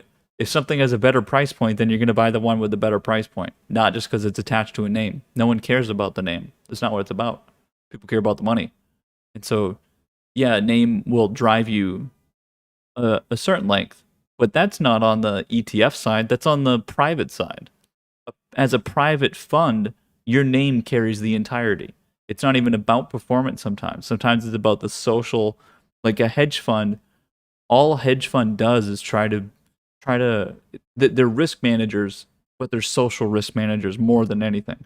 It's not that they promise you a big return. It's that they promise you that, you know, they promise this like social standing in this protection of money that, yeah, we might be able to get you a gain and it might be an average gain, but give me the money instead of this other person. It's like a social platform. It's completely different comparatively to anything else. And it's using, like, comparing the two is completely different because to go enter a hedge fund, it's a private affair. Like, you have to actually, you need to, the face is everything, right? It was like the Ray Dalio comment I made. Ray Dalio speaking like that is why people like him. Like, he's the biggest hedge fund, Bridgewater. It's like, yeah, he is a face. He is a thing. But if it was just an ETF, then no one would really give a shit. It's the companies that mean something. It's not so much it's the name ARK. It's not, again, the person doesn't carry it just like a hedge fund. So if it was a hedge fund, it'd be a little different. There would be probably it would look a lot different on their P&L because even the companies aren't doing that bad, but they're all getting tied into that flow. Everything getting tied into that flow is they're actually subjugating the tickers in which that are within the ETF to their own outflow, which is exactly the fucking problem, which is not like that if you're a hedge fund or, you know, you're any other type of private fund. Being public and on the exchange as an ETF causes outflow from yourself and from those companies and vice versa. So it's like this very strange exposure that it's, I don't even know. Like, it'll have good times and bad times. Like, it's just, which you could say about anything, but everything generally trends to the upside and doesn't have like moments of, you either have constant anxiety, but not like this very all of a sudden anxiety. It's like, oh, all of a sudden we just realized that outflows are a problem. Like, okay. It's like Trump saying, I had the best jobs numbers ever. I had the biggest job return ever, 11 million. And it's like, no, that's because 22 million people lost their job. Best GDP numbers ever. It's like, no, that's because you had the worst GDP numbers ever, and then it came back a little bit. DFS opportunity here, says the Gliz, Brian. These are a little bit more tied into S&P, like VMA, but they're still tied into the financial side. Yes, a little bit. That's why they has that trend. But I would say these are a little bit more correlated to like the S&P. In terms of an opportunity here, there's been no movement. This is not enough movement to justify a trade here, I would say, comparatively. There's 100 other trades I would take before I took this trade. Now, could this go up by tomorrow? Yeah. But again, if you can find this trade, then I promise you can find another trade. If this looks like opportunity, then what if I show you like another 1,000 tickers that also look like this, but just better? Do those look like opportunity as well? Right? I'm just trying to be like very critical, but uh, yes, it's the same premise, but it's just not as much movement, which I don't like here. It's leading into a possible move, but the same with like here's the problem with like these. This is a part of the same idea, but it's tied. It's getting tied to the average, which I don't like. I don't like that, and same with like the DFS chart. These are getting tied to the average. I don't like that. I want them to have their own, like banks right now. Banks are tied to the average, but they're on their own fucking warpath right now. Right? They have their own velocity. Anything that's getting tied into this move down here, I don't consider to be as bullish because it means it's tethered to some sort of average. So even that DFS chart, you can just see it, right? You can see it in this move here. Is it the tightening going to lead to a move? All of financials are moving, right? V will go up today. MA will go up today. I could probably guarantee it. Probably guarantee it. Is it going to be relative to the other move? No. It's not even. They're going to follow. It's tough. Tough. But if it's something you're looking at, fucking do it. Buy something and try it. Feel it out. Maybe buy that, and then also, I mean, I guess if you haven't bought the other financial side, but compare them. Maybe see what they equal out to. Maybe it's worth it to take that over buying now on banks. Maybe that's actually a thing to look at. Maybe that is a possibility if they're going to catch up. It's not something I've looked at actually. Maybe the average is going to catch up. Yeah, KNX is very nice. Again, this is just trend line right here. I know there's a couple lines on this chart, but very nice move. Trend line comes in, but that shouldn't really be a problem. It's more support oriented. Viacom. I mean, I know this is a little. How do I say it? It's relative to where you got it, right? I said this was down this morning and tied to growth, but you know what the difference is? Is if you were with us trying to bottom tick this over here, we bought it the first time, bought it the second time, and then bought it the third time. You know the difference? Yes, this was down because it's tied to growth, right? It lost 2% at open, but that's from the close. That's from the close. So if you were with us over here trying to bottom tick, it did take 3 trades. It took 3 trades. But the difference is that this is tied to growth here and lost 2%. But if you bottom ticked over here or bought anywhere near this low, you're now up almost 10% on the underlying from a dumb fucking trade, guys. A dumb trade. This is a dumb trade that you literally forced through. I told you we were forcing this trade, right? We're going to force it. Why? Because we just made 10% in fucking. How many is this? This is 1 hour, 2 hours, 3 hours, 4 hours of trading time. We just made over 10% and did nothing. You did nothing special. Imagine. And there's people, by the way, that we're seeing shorted over here. Lol. Go fuck yourselves. Wrong again. Wrong again. And now I did say this was tied to growth and it might consolidate, but we already were in the fucking position, so. Can you buy this today? It's fucking hard to buy this today. I'm sorry. If you couldn't buy this yesterday, you probably didn't buy it today. That's the reality. Because this opened up 2% lower, and even I said it might need to consolidate. So, but guess who's getting fucking paid? Those of us that sat through here and forced this fucking trade in. That's who is. And it's a stupid amount of money. It is a stupid amount of money, I promise you. I promise you it's a stupid amount of money.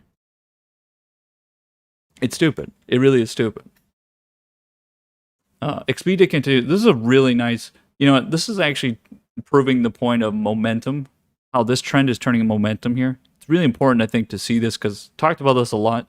This didn't need to happen here. This actually didn't need to happen here, but it proves a point and also gives me some sort of confidence on how much further some of these trades can continue because you don't buy here unless you're expecting further upside. So you're at least, if you're buying here, you're at least expecting another few percent or so. You're expecting it to be green next week, right? If you're going long here. So always remember, if the price is moving to the upside, someone just bought it, right? And that someone is thinking that the price is going to go further at least by next week or something, right? They're buying fucking shares. So again, this gives us a lot of room to continue on this kind of trade. We've been trading this for a while. The fact that this has not broke this trend, even through the consolidation, right? Now, we were already in this trade. I posted this chart to give us a new target. If you remember, we were already in this trade, and we were already in a position. So we had already entered back over here. This was just to give us a new direction. This shit is good to point out. Ryan says, all right, all memes aside, T is pushing the supply. It's been under for a year. Through it would it have a large move due to all the consolidation, or is this situation different since it hasn't performed well? So again, since it's been consolidating for so long, the move is not going to be it's not going to be quick. It's going to be it's going to need to retrace a lot, but it's going to take a lot of time, right? First of all, it does need to completely break through, though. This is not broken through at all. So I don't know. I know what you're trying to say, but this is not. Do you remember the resistance levels on the other value charts? What we looked at? They're all up here. They're all up here. So we haven't even actually reached the upper bound. We're just in this shithole of supply. You can't take this trade. You can't take this trade. If someone's going to take this trade and say they made 1% over here over a week or something, again, this is like an opportunity cost thing. This trade, will it come back? I mean, it's if it's going to retrace, then it's going to take a fucking long time, because again, value has taken since November. Value started in November and is still just now reaching its retracement point, which would be this over here for T. So you're going to have time, and if you remember, look at any value chart, it fucking gapped up and told us. It was obvious, right? It really stood out when that chart was getting ready to go. This here, you can't take this trade until it gives you an obvious sign. And you know why it's not an obvious sign? Because we have to ask ourselves a question about whether or not this is going to go or not. Did it break its resistance? Maybe there's a line in here. Yeah, maybe there's a line here at 30, 20 or something, right? But it's not actually broken. See this over here? This looks good. If you get some momentum going, now again, this is where everything broke up before, but T was still in the gutter, right? And yeah, it looked good, but I would say this, and all memes aside, you have to wait, because it's so much more bearish than the other charts. Why do you want to trade this super bearish chart comparatively to all the bullish charts, right? How many bullish charts do we show every single day? You would have to put a gun to my head to make me buy this right now. You would literally have to pay me to buy this, right? Comparatively to other charts. There's just too many. Imagine buying T in like literally. Imagine buying T over anything else right now. T is down here. T is literally down here, guys. Or Brian. T is down here, comparatively. It's hundreds of % away from the other tickers. Now, yeah, you could say, well, doesn't that mean opportunity, that it could go up all that way? Okay, sure, you can say that about anything. My shit isn't worth anything, but maybe it'll be worth something someday. So do you want me to send you a bag of shit in the mail? Maybe it'll be worth something, right? Like there's these like really like, hey, listen, my kid is really stupid, but since he's so stupid, he has a lot to learn. He could become smart. Is that how Harvard does its admissions? Does Harvard want the smart kids, or maybe the dumb kids, because the dumb kids have the most to learn, right? There's like a point at which it's like, okay, let's go with, right? Do you want to bet on, okay, if you have Floyd Mayweather fighting, what's his name? The Jake Paul guy from YouTube, which one are you going to bet on to win? The guy that actually fights, or the moron, right? If I'm fighting Floyd Mayweather, are you going to bet on me because I have the most to learn and I have the best? I offer you a really big return ratio if I won the fight, because it's like 100 to 1, or $1,000,000 to 1. Are you going to bet on me because it's $1,000,000 to 1, or are you going to bet on the guy that's obviously going to win? Like, it's that simple, right? That simple. Yeah, I mean, it's maybe in a year it will finally start to retrace. It needs to show it though. It needs to fucking make it. And that's where like the large move would come over time, right? But just when we look at it through the lens of trading, that chart does not look like a trade. It looks like an investment over a long period of time, which people have it, right? You have it, an investment. But I'd rather make the money now, right?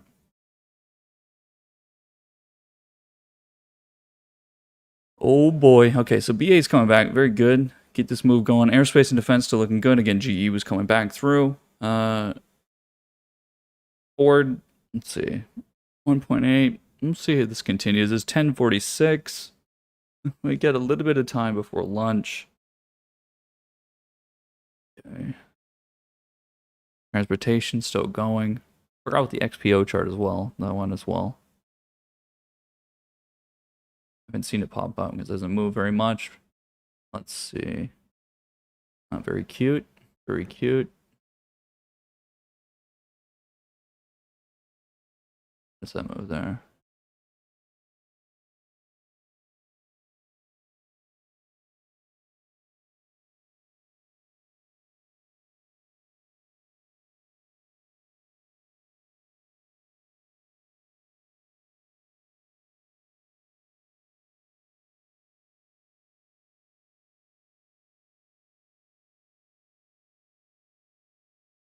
That's some good shit, guys.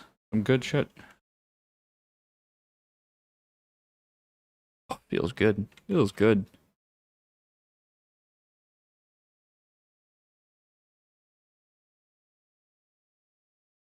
GoPro interacting with the trend line again. Like I said, we took profit on the trend line before from the move from $8.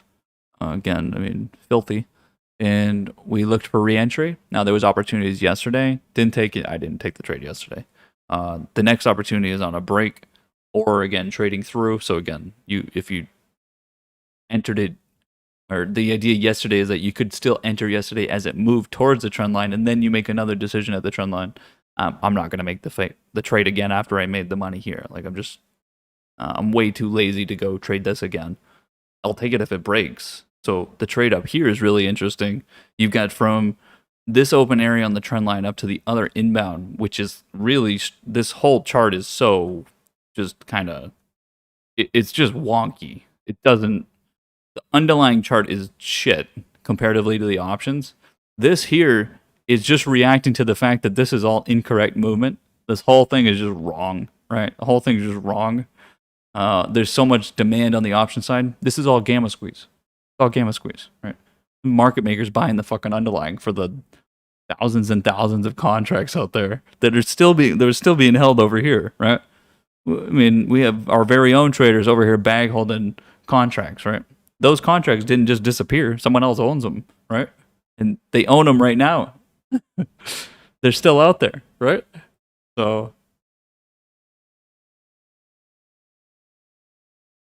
scary.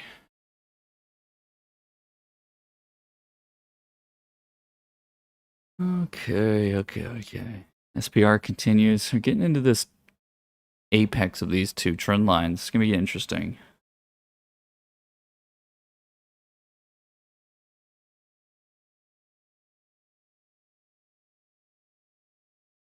Okay, let's see.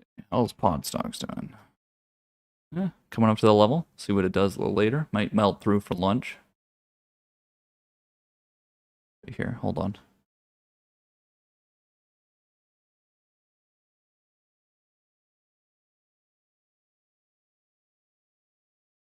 Give me 1 second.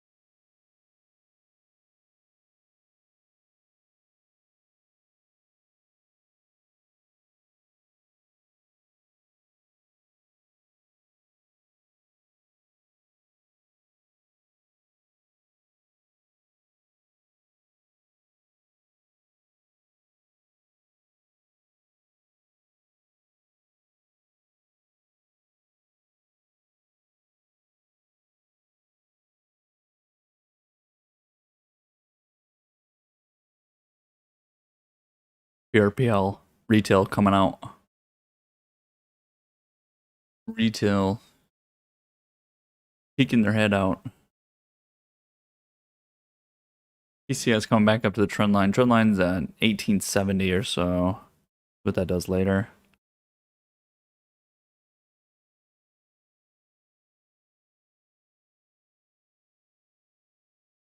We're gonna get this move or what? Like to see the decision made now. If we don't get the move to the upside, probably in the next little bit from this tightening. If we don't get it between like the apex or whatever, in the next, I don't know, whenever it lines up, let's say. I don't know where exactly we'd call it. Maybe here. If we don't get it to the upside, then I'll probably take profit on that. I'll give it a little bit of an error, but I'd like to see the squeeze to the upside, make a few 100 more percent. Give me the gamma. Gamma out of my mind.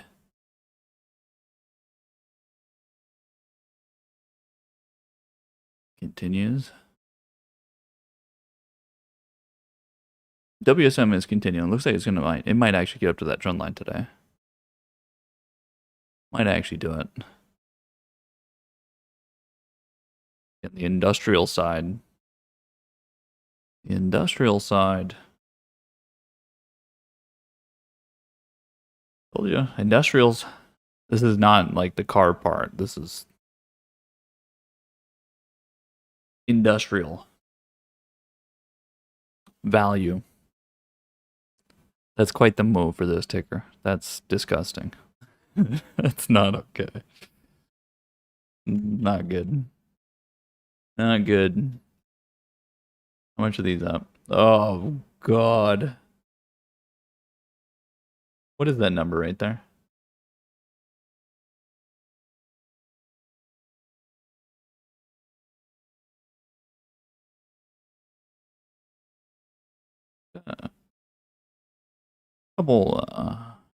Couple zeros in there, that's all. Couple zeros.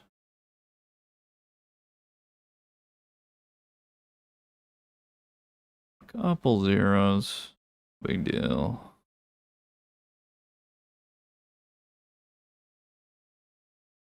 Okay, what's next? What's next?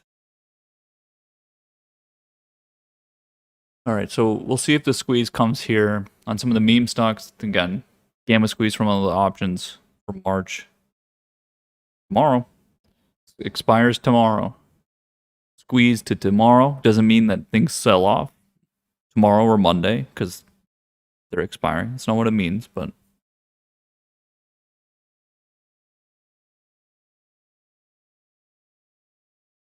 all we can do is react and watch.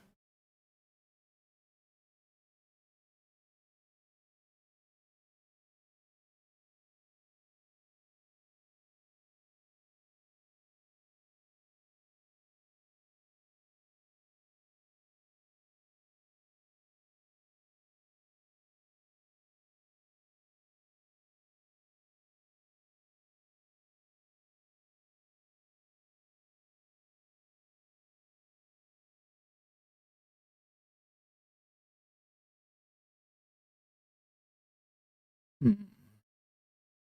far is this trend line?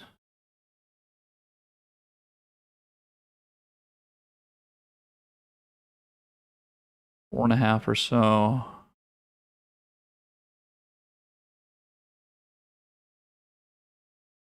Pot stocks. EVs.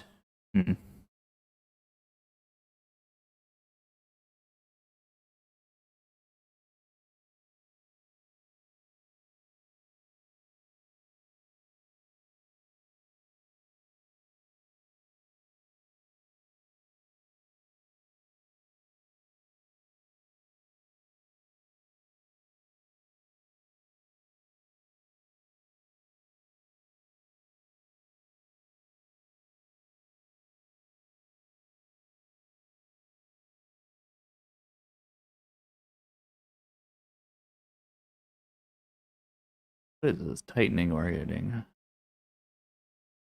Low volume right now.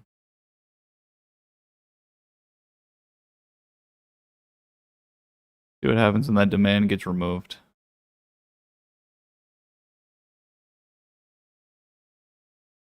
Again, tough day. Tough day for some of you. Entering new positions does not feel good, that's for sure. Market doesn't even know when to be buying or not.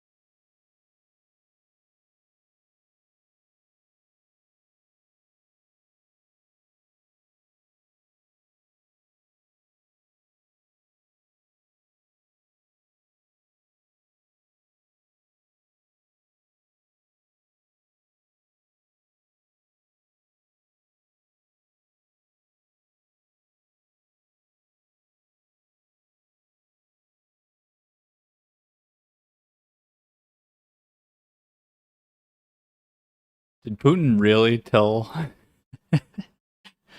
Biden apparently made a comment to Putin about how Putin is a killer, and then yeah, Biden said that to Putin, and then Putin came back and said it takes one to know one. The fuck? Takes one to know one, Biden. We're both killers. Then he says, I wish him good health. Savage. Now that's the kind of political drama I like to read about.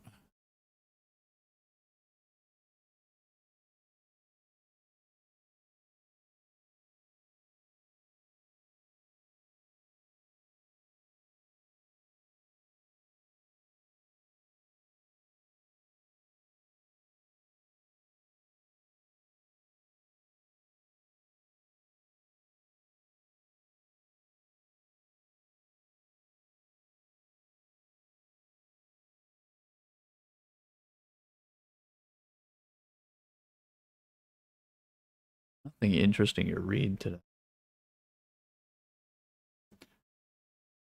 Nothing interesting to read. Just journalists trying to write about yields and everything else. Not really exciting to read about.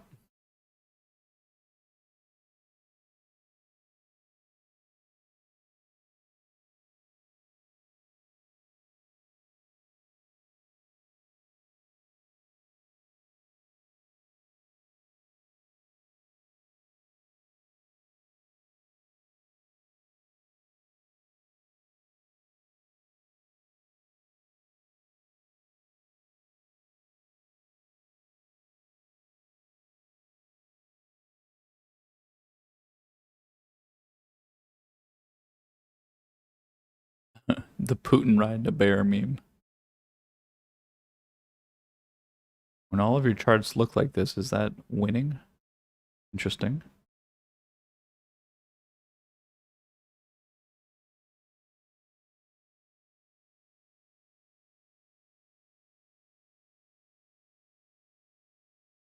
All right.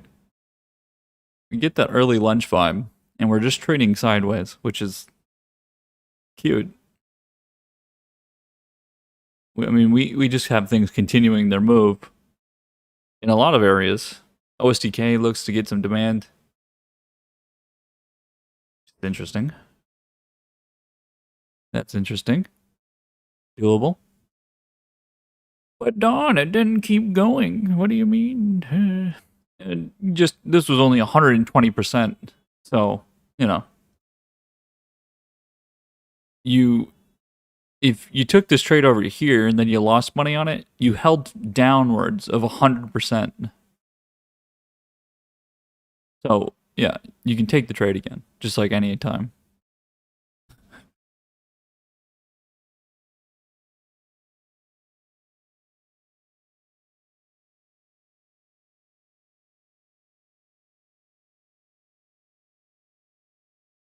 Who knew that making money would be so much fun on a slow day? Having a blast.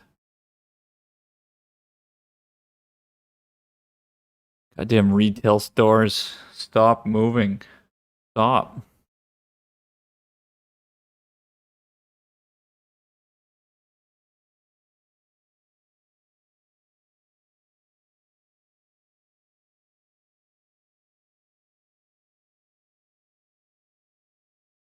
Ooh, this reached its high. Trend line here comes in at 19.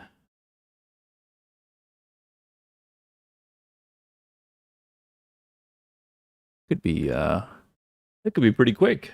That could be right now. This could honestly reach 19 in 30 minutes with this volume.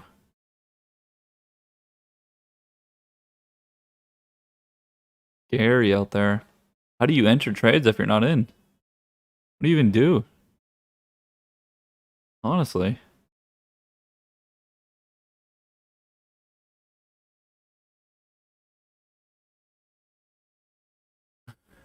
Fucking retail stores are so silly. I love it. I love it. Just I just love it.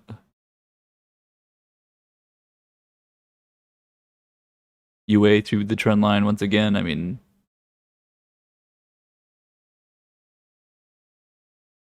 what can you say? Where's the Nike chart? Is this gonna be at 150 soon or what? Push through the high. Today is the day that this should be able to get some momentum, but maybe we're just not doing any of the big names today. Already put a lot of points on, but surprised that first move didn't lead it higher. Tomorrow's gonna be interesting on some of these charts. Yeah, Nike years today. I don't think it really matters. It doesn't really matter. It's already trending up, right? Retail stores are already bullish. It doesn't matter what the fucking numbers are. Just the extra demand. Well, we'll push them. We'll push it, or we swing it back and forth. I mean, I would definitely. I mean, it definitely needs to move to be in this position further. So, removing the idea of earnings, it's just you enter here and you're getting hit at the resistance, right? You're literally just getting stopped. So it needs to move through. Now, I would have expected today you get to move through as the market kind of trades sideways and retail stores continue to move. So this wick here, I'm surprised it didn't actually go earlier. Surprised it didn't go earlier. Wanted to. It wanted to. And then that was it. It just kind of maybe because of earnings, maybe there's some psychology there. People want to sell before earnings, but that's not people. That's something. So, institutions. Possible. Let me say. I haven't really looked at the book on this chart because I'm just kind of print trading it. But let's see. Who's in here? Wait a second. There's no one in here.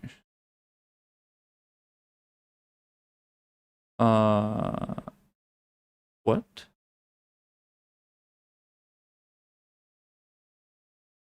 Hmm. Okay. Well, so there's no market maker pressure at all. So, okay. Well, what you see is what you get then. I'm just gonna keep pushing the fucking position. Okay. Took profit on short terms, but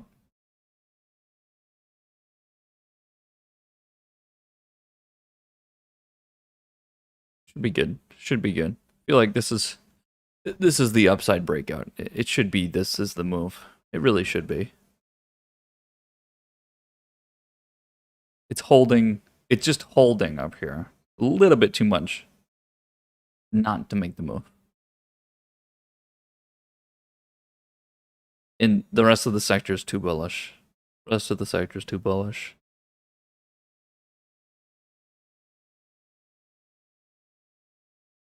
but it's not up to what I think.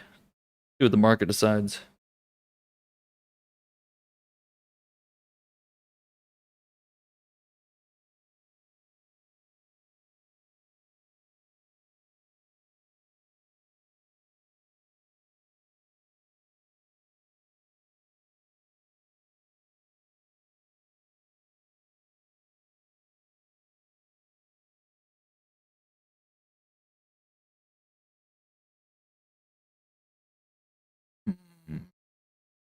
We're gonna do this all lunch. Oh, fucking just Dow melt through all lunch. Just melt to 34. Fuck them.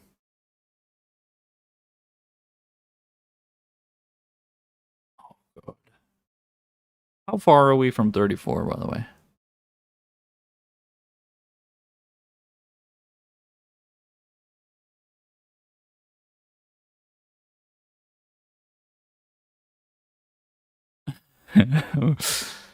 Oh no. If we hit this, guys, if we hit this today or by tomorrow, you understand that I'm going to have March monthlies that it's really not okay. This was supposed to be by April. It's supposed to be by April. We are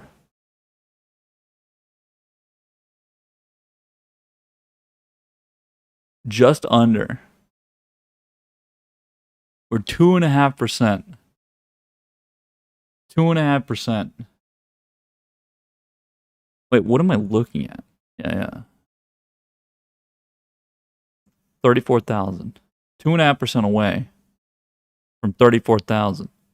But the ETF is actually leading the index a little bit, which is a little weird, but it is. What is this at? 33,144. 33,144. 33,2.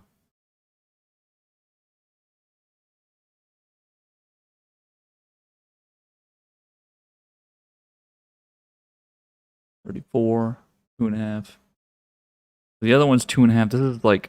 This is like 10 basis point lead. It's a little bit faster, so it's not gonna. It probably won't benchmark by tomorrow. So the ETFs and like UDAO are leading by just enough. So it's like 2.5%. 2.5% is certainly doable. It's just by April. My bet is by April. But if we get so it's under 2.5% by close tomorrow, by Saturday morning when options expire. Uh yeah. May not see me again, boys. You just may not see me. May disappear.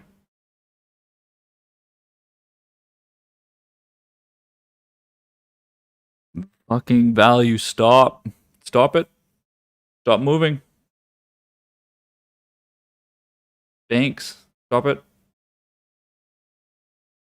Stop.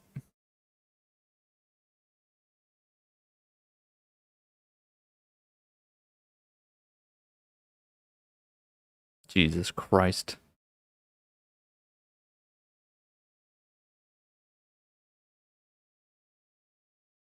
Hmm. Oh well. Oh my god.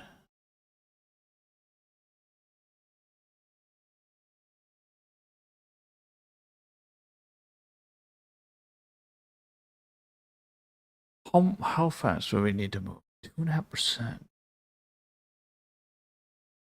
It's not possible. It's just literally not possible. I don't think so. One. I guess it's technically possible. It's technically possible.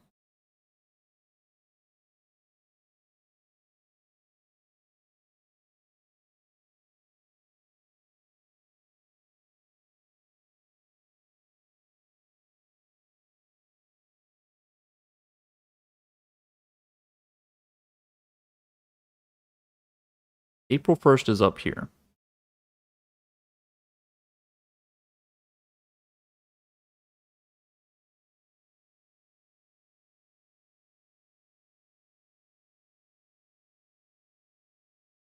That's the trend we're on, right? So the target lines up.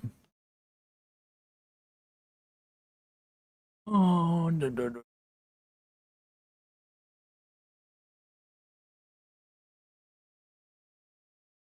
Fuck it.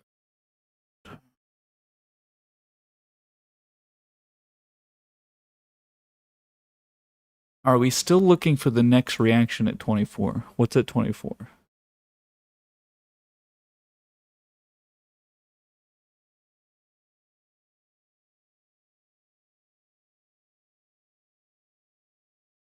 I don't see anything at 24.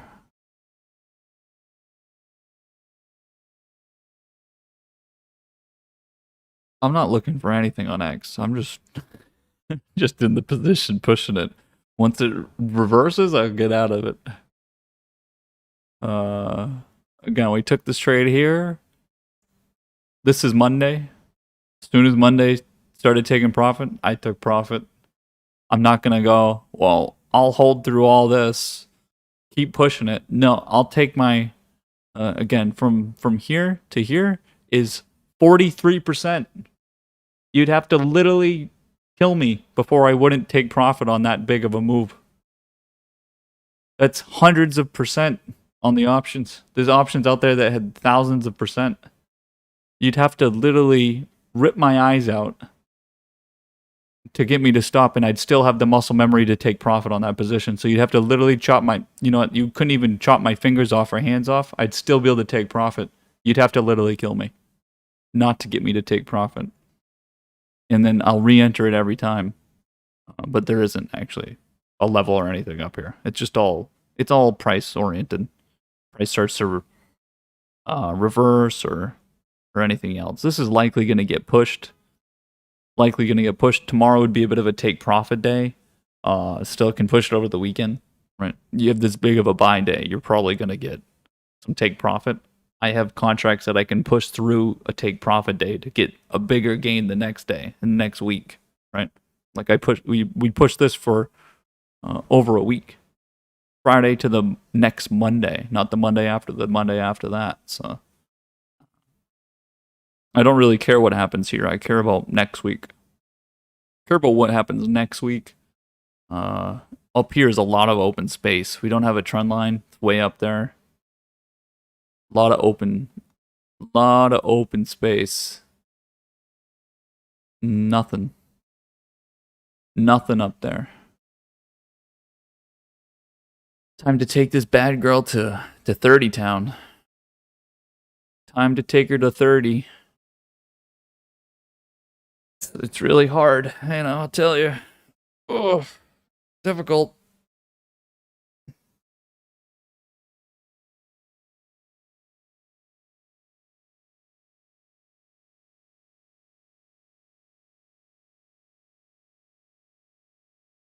Some of you guys will be buying from me up there.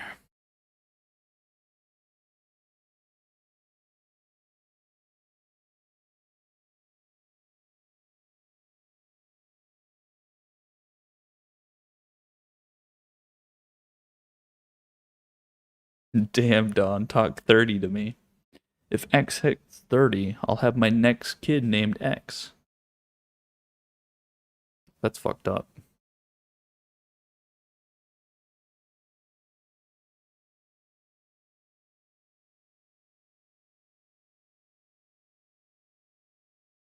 And I don't mean the part of naming the kid X.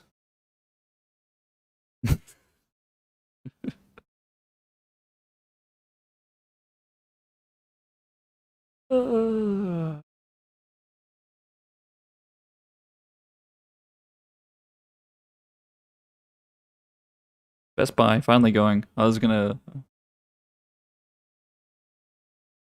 from over here. I was like, oh shit. Nope.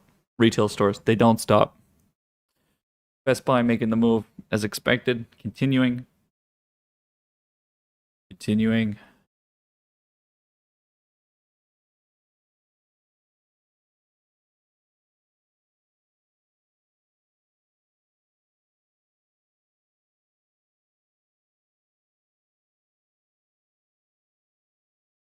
Getting ready for the next Free Willy move. Getting ready for the next move. This consolidation here is probably going to lead to quite the move. This is pretty bullish consolidation. Pretty bullish. Again, buying travel on this day here, the 5th. This leads to quite the trend line in here. So, again, our meme stock. We can remove this. This is the old all-time high.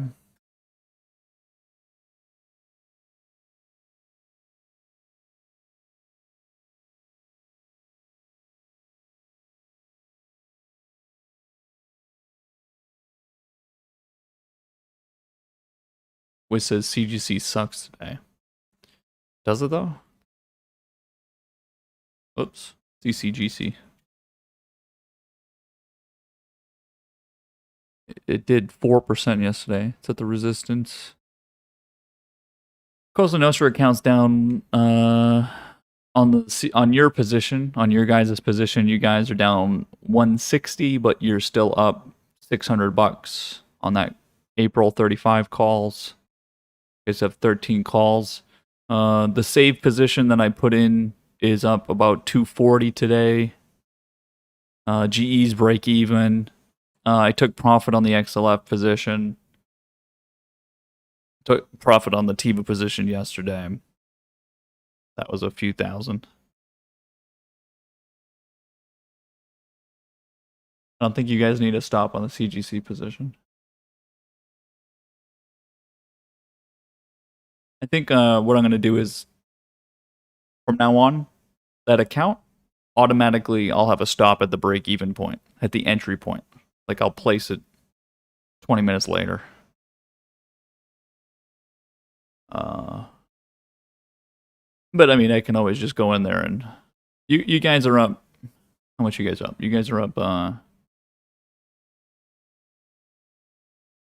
You guys are up $800 from where the account started. The account started at 3,200. You guys are at 4,000. So a little bit more than that. You guys are up. Let's call it 900.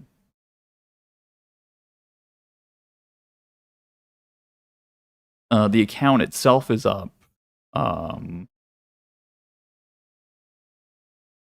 Not including the 25,000 I added for PDT, but the account itself is up. Let's see. The account is up a little over 9,000. So you guys have made about 900, and I made the other 8,000 something in a few days.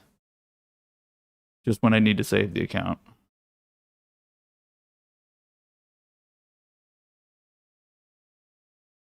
Because I don't want it to go under 25,000.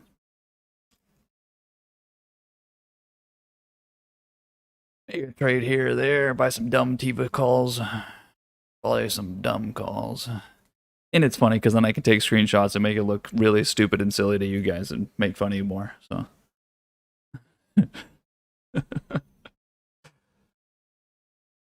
Look at these dumb positions I put in your account, guys. Lol, lol, lol. Made money on them. Made a quick 10 grand today. With $5,000. It's always better to do it in the meme account.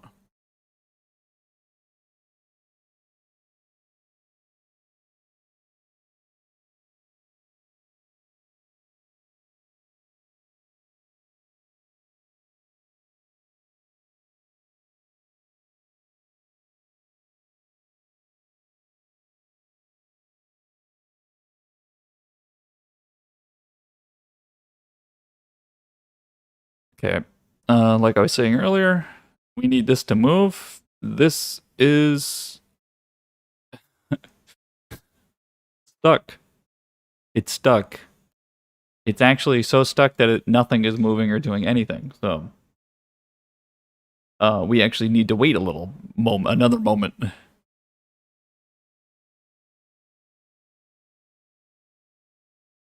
Don't expect lunch to be kind. Do not expect lunch to be kind.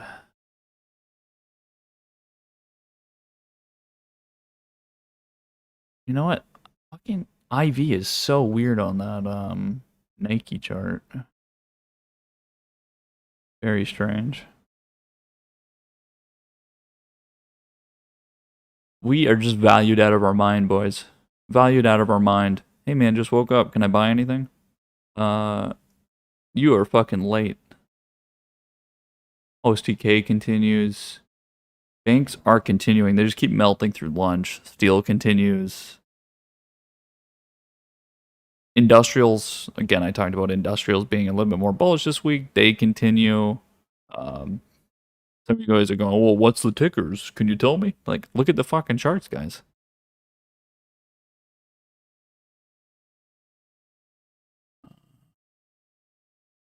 Yeah, some of this stuff's just dumb. Don't want to really look at too much. Again, if you're already in position, it's not very. I really don't. I'm just looking at things because you guys are here. Like, you're in position. You don't need to look at your fucking positions, right? What do I need to look at this thing for? Like, what am I doing looking at this? There's no point. I don't know why I'm looking at it. I don't even look at 5-minute candles, but looks pretty good. What am I gonna do?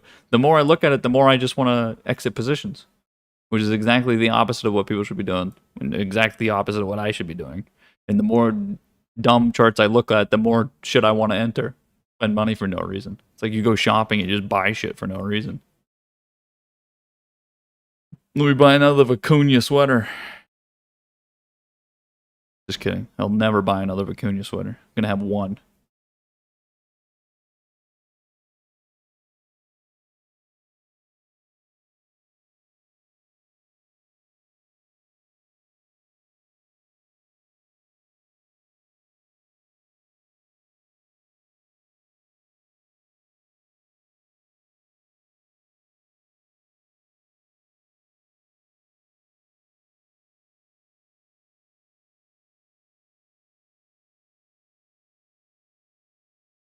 I was looking for the name yesterday. So this is Sea Trader. Yeah, Vicuña. Softest wool in the world. You guys will never know what it feels like. And that makes me happy.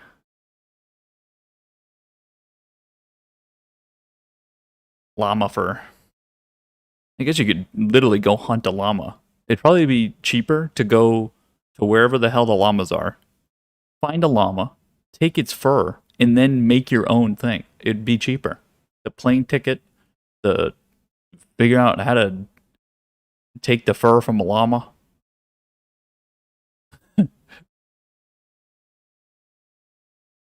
Llamas do not like that, says JJ.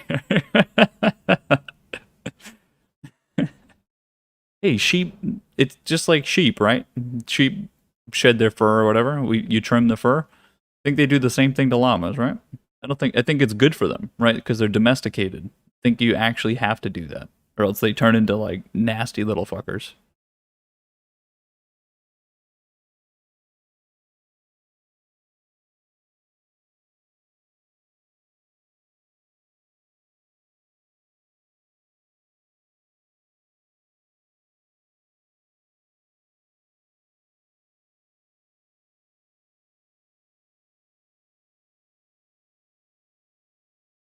Got a long way to go and a short time to get there.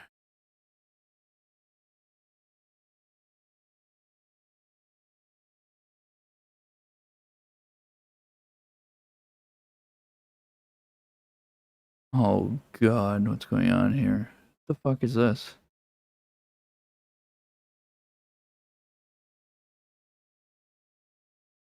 What the hell was that?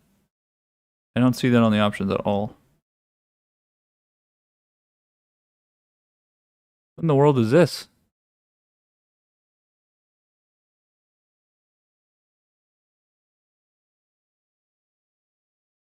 Entered?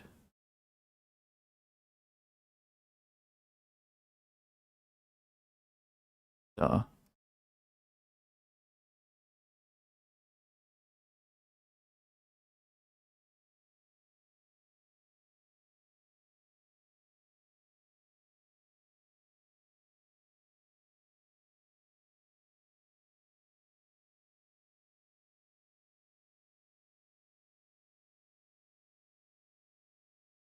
Very strange.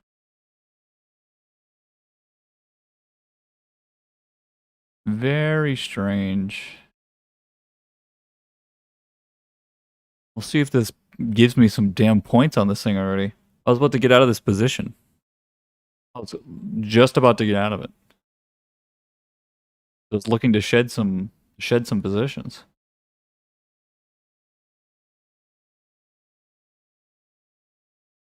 What the fuck is that?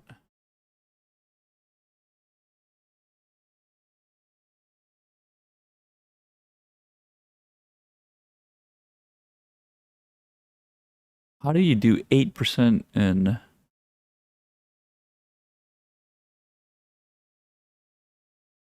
just one order? Somebody fat fingered that. That's for sure. Huh. Okay. Okay. I'll take it. Free money. Free money.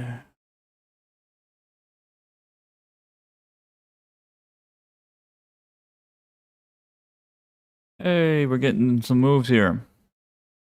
It's coming. We don't have to exit. I mean, we might have to actually, but might be finally getting a little bit. You can just get. I just need like, I don't know, just to break the high probably. Probably need to break the high. It needs to break the high before it breaks one of these lows. That's for sure. This low. If it doesn't break the high, then I'll exit. I want to play this game.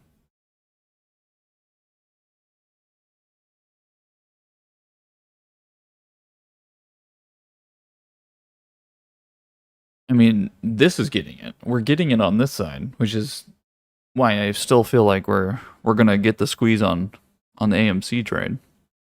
Getting on the triple BY, the old Bed Bath and Beyond. But this also has a pretty nice trend line.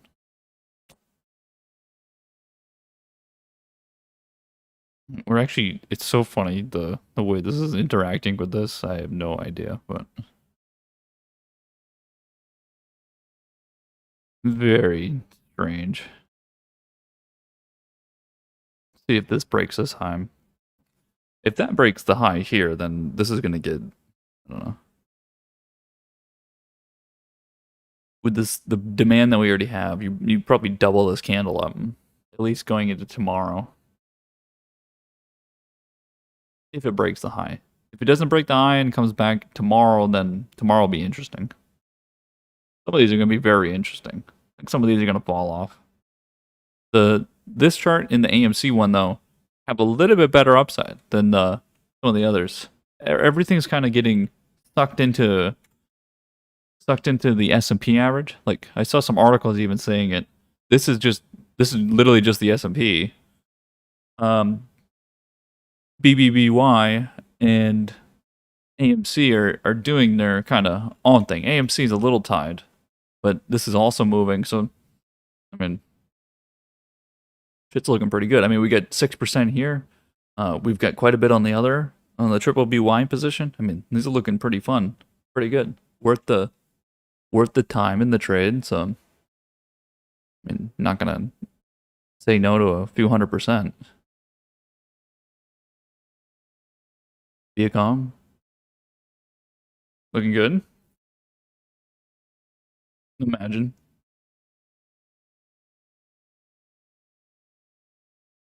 Oh God, imagine. Fucking doubters. I'm ready to take profit anytime, actually. To be honest with you. I'll take the trade again. But it's quite a bit of points. Quite a bit.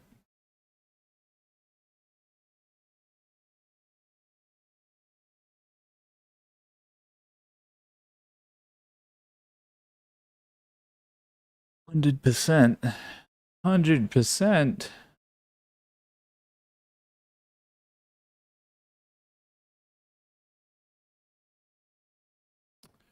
I wonder if it's best to take the 100% right now or to actually keep pushing this. That's actually kind of an interesting question.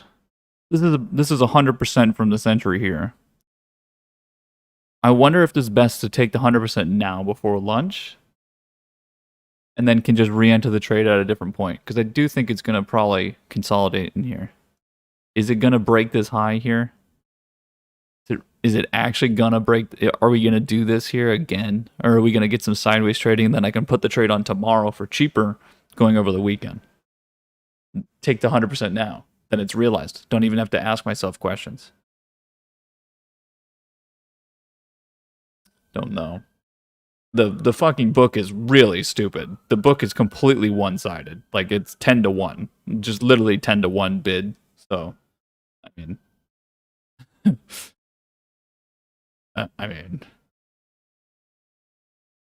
not really pressed for time, that's for sure. You have some time to make that decision, so the book's probably not going to change very quickly.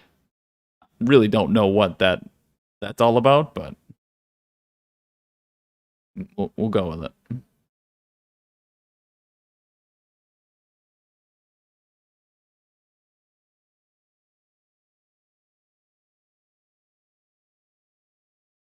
I'm talking like on the call side.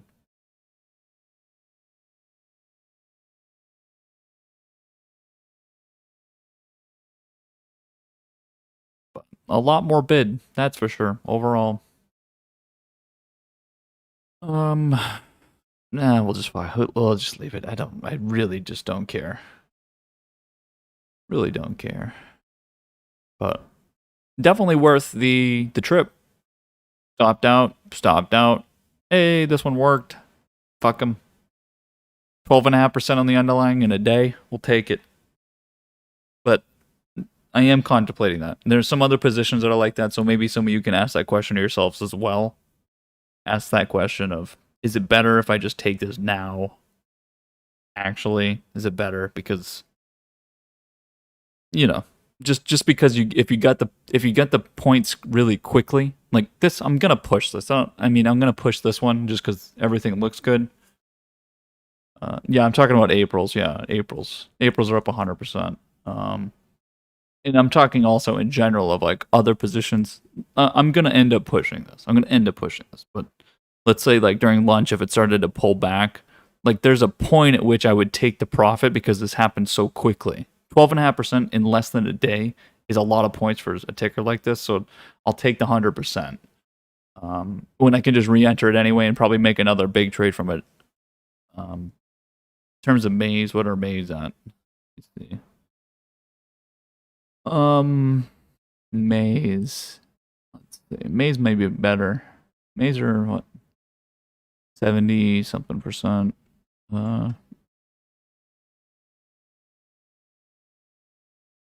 I mean, you would just keep pushing that probably, so. Yeah, Maze probably a little different because you're not really worried about downside. You could lose like 5% here, and you'd only lose that much probably on the option. You're not going to lose 5% here, but heaven forbid you did. You're still significantly up from here, and you have enough time to push. Because again, the case I'm talking about is if you get this consolidation in here. Let's say you come back down and you're creating some sort of flag. You're creating a new low this way. Then it's going to take a couple days.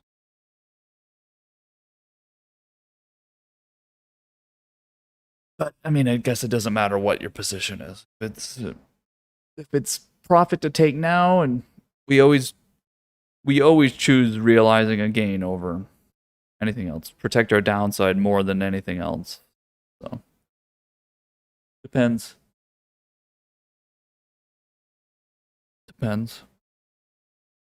It just happened really quickly. In the way that the day started, really fucking threw me off too, because it opened 2% lower but instantly bid through. So then it's like, oh, now all of a sudden we're up 12.5% since the low yesterday. Just got my 100% immediately. Like, you don't really expect that. And so then it's like, maybe I should just fucking take it. Like, there's times when you get a gap up and it's like, screw this, I'm going to take the profit right now. like on something like over a weekend or something, right? Oh, thank you. Yes. Obviously depends on the plan, but uh Qfin to the moon. Qfin from the entry. Couple points. Couple points. If you entered over here, a few points.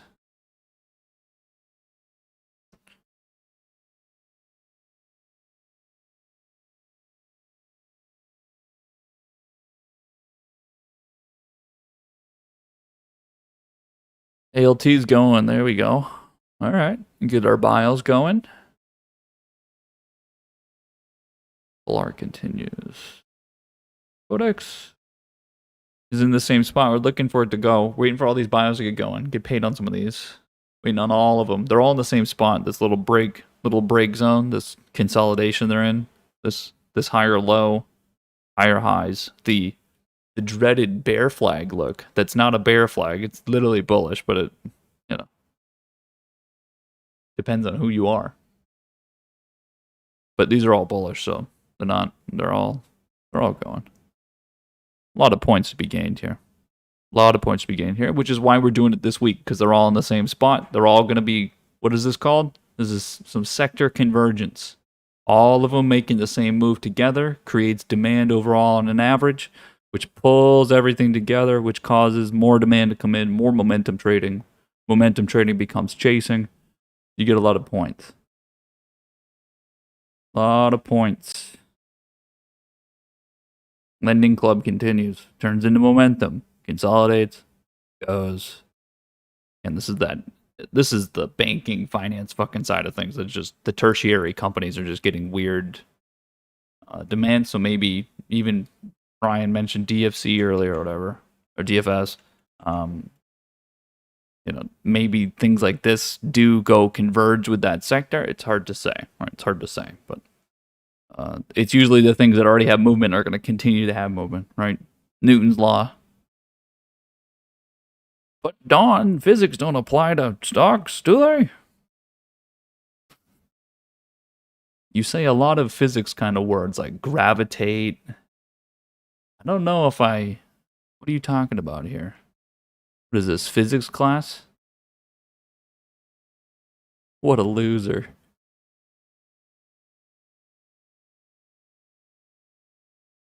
What do you know about physics? Hey. We have a lot. I mean, I posted a lot of stickers like this what they call investment managers. The investment managers sector. Okay. Whatever you want to call it. Whatever you want to call yourselves. Posted a lot of these recently. I call them tertiaries. I think it's more of a tertiary to the finance sector.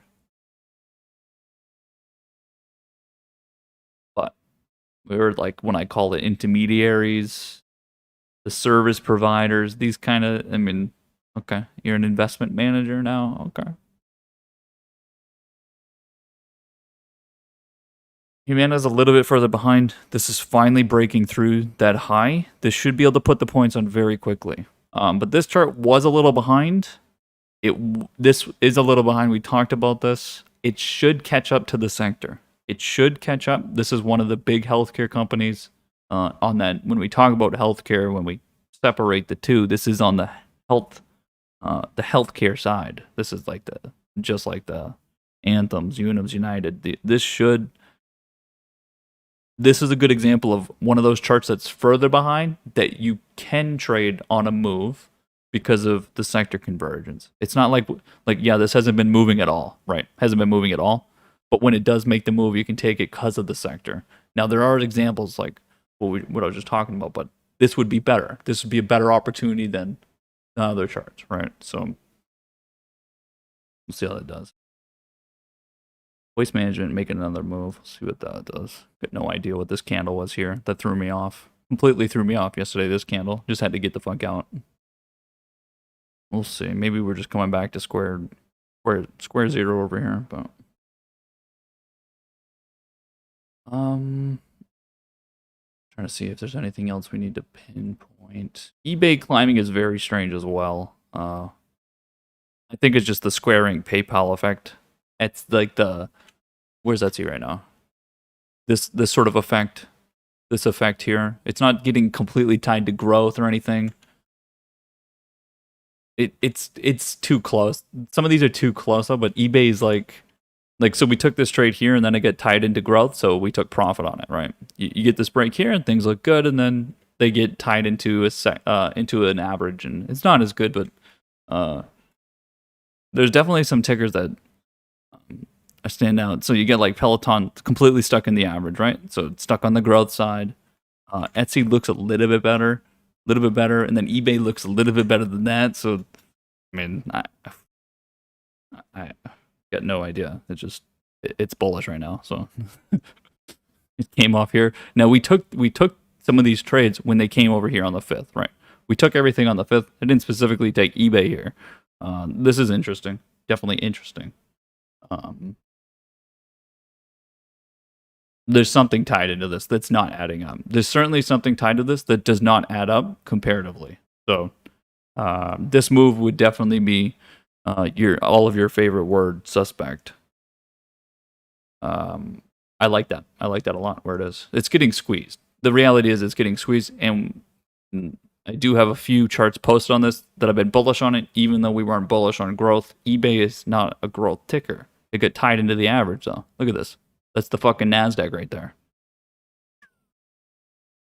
This move here, gravitating back, pretty fucking bullish. Be willing to take some of that. Be willing to take some of that.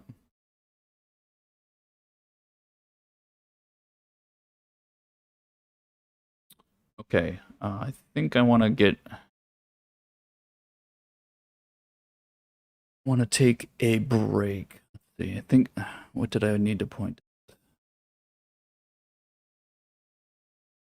think I was going to point something out for lunch, but now I can't remember.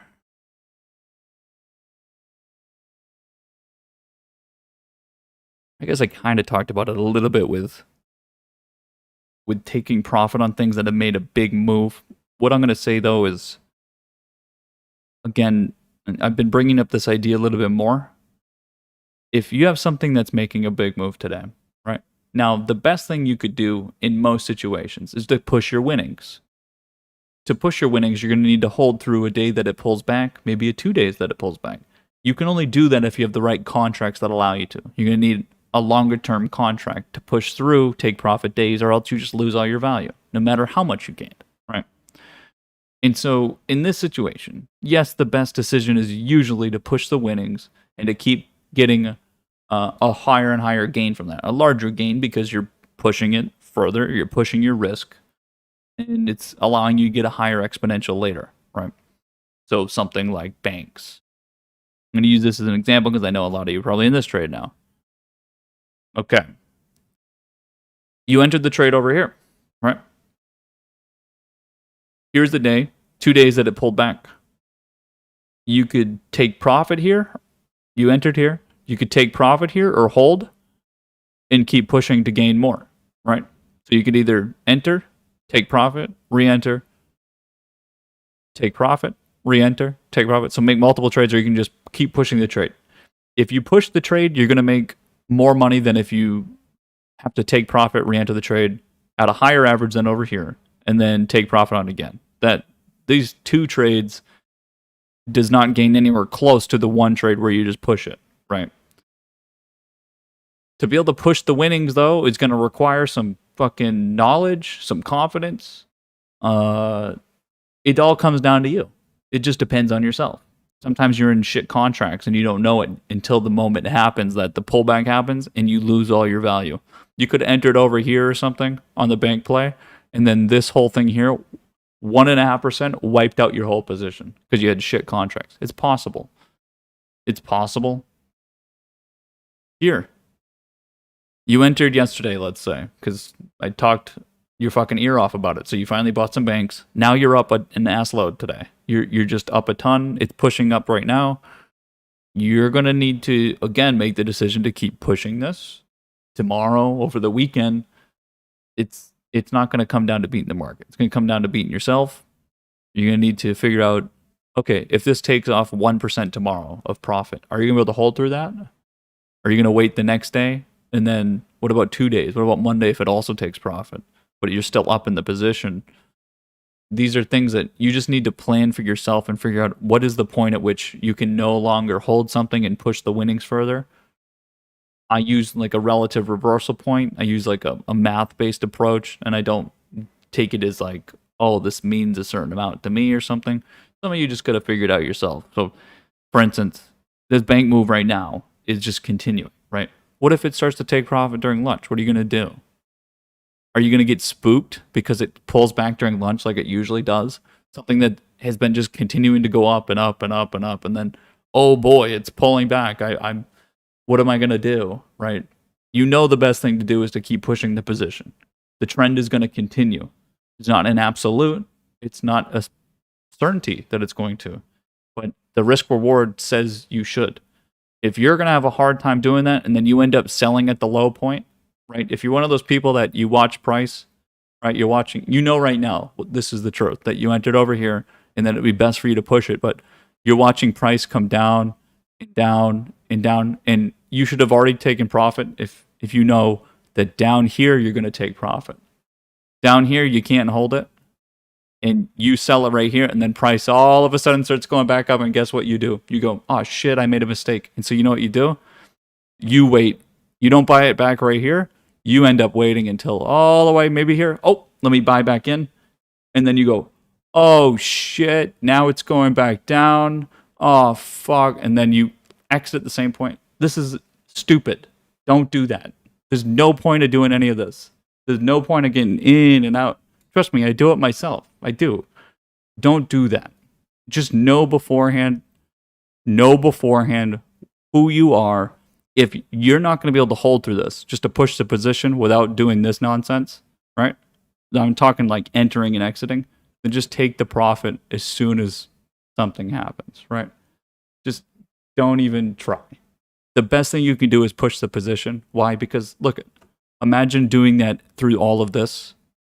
Every red candle in here, you take profit. And these are just daily candles. There's intraday moves in here every single day. Every single day it's down intraday. That trend line, that what we just saw, look at these fucking charts intraday. Down, down, down, down. Didn't we just look at the trend and it was up? Down, down, down, down, down, down, down, down, down, down, completely down, down. This is from the entry. Every single day it's been down. Intraday. But the whole trend is trending to the upside. How many points? And a shit ton, right? But every single intraday it's down, right? You gotta make a decision based on yourself. The best thing to do is just not watch an intraday. You're already in the position. Don't fucking look at it again. Don't look at it again. Leave it alone. But if you know you're going to do that, then just exit the trade. Just exit it. It's fine.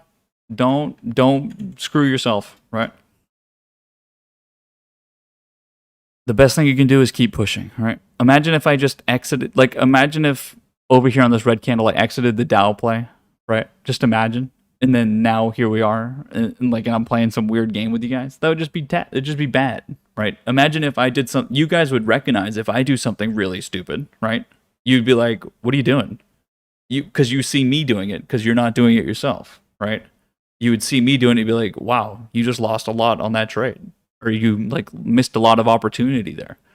Imagine if I was doing that, you guys would roast me, right? As you should. But I'm not going to do that. I'm literally not going to do that. I know better.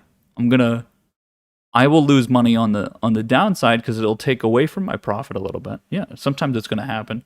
But you guys don't crucify me for that, do you? No, of course not. Did you guys crucify me for when the banks came down over here? You went, oh, see, I told you. Ha ha. See, told you this came down. No, because you know better. You're like, well, shit, it's probably going to be up next week. And I ask that all the time. Is the price going to be up next week? Who cares where it is today or tomorrow? It's about where it's going to be next week. And that's why we buy on these opportunities, right? But, again, you can use this for like anything. Like you look at any of these charts and any of these possibilities, it's one thing to think it and to be like, okay, that's a possibility. It's another thing to actually do it and to be in the trade and to actually, with your own money, make those decisions. And really the best thing to do is to make no decisions. You're just in the trade and you just let it go, and you have to let it be and let it work for you, right? That's a hard thing to do. You're going to have to learn it, but a lot of you, again, I don't want you to be losing a shit ton of money. Maybe not even losing, but you have gains on the table and then you just let it go. No, you should feel it. Fucking take it and feel good about it, right? You take another trade, re-enter it. Re-enter it tomorrow. Who cares? It's another trade under your book, right? Under the belt. This lunch is probably going to be like that. I'm not going to lie to you. You're probably going to get some shit today that continues, like, and then all of a sudden it starts to pull back, and then what are you going to do, right? This shit's taking off right now. Is it just going to keep going for fucking all day? Like, is this going to keep going all day? Probably not. It probably takes profit at close. What are you going to do at close? And you get to take profit tomorrow. You're probably going to be a little pussy and get out of the position, and then Monday it gaps up, right? Do it now, right? Do the decision now. It's fine. Literally fine. But I mean, we're getting some insane confirmation again today, guys. Like, I think it's really important to recognize the moment that, listen, there's a lot of people that are not trading.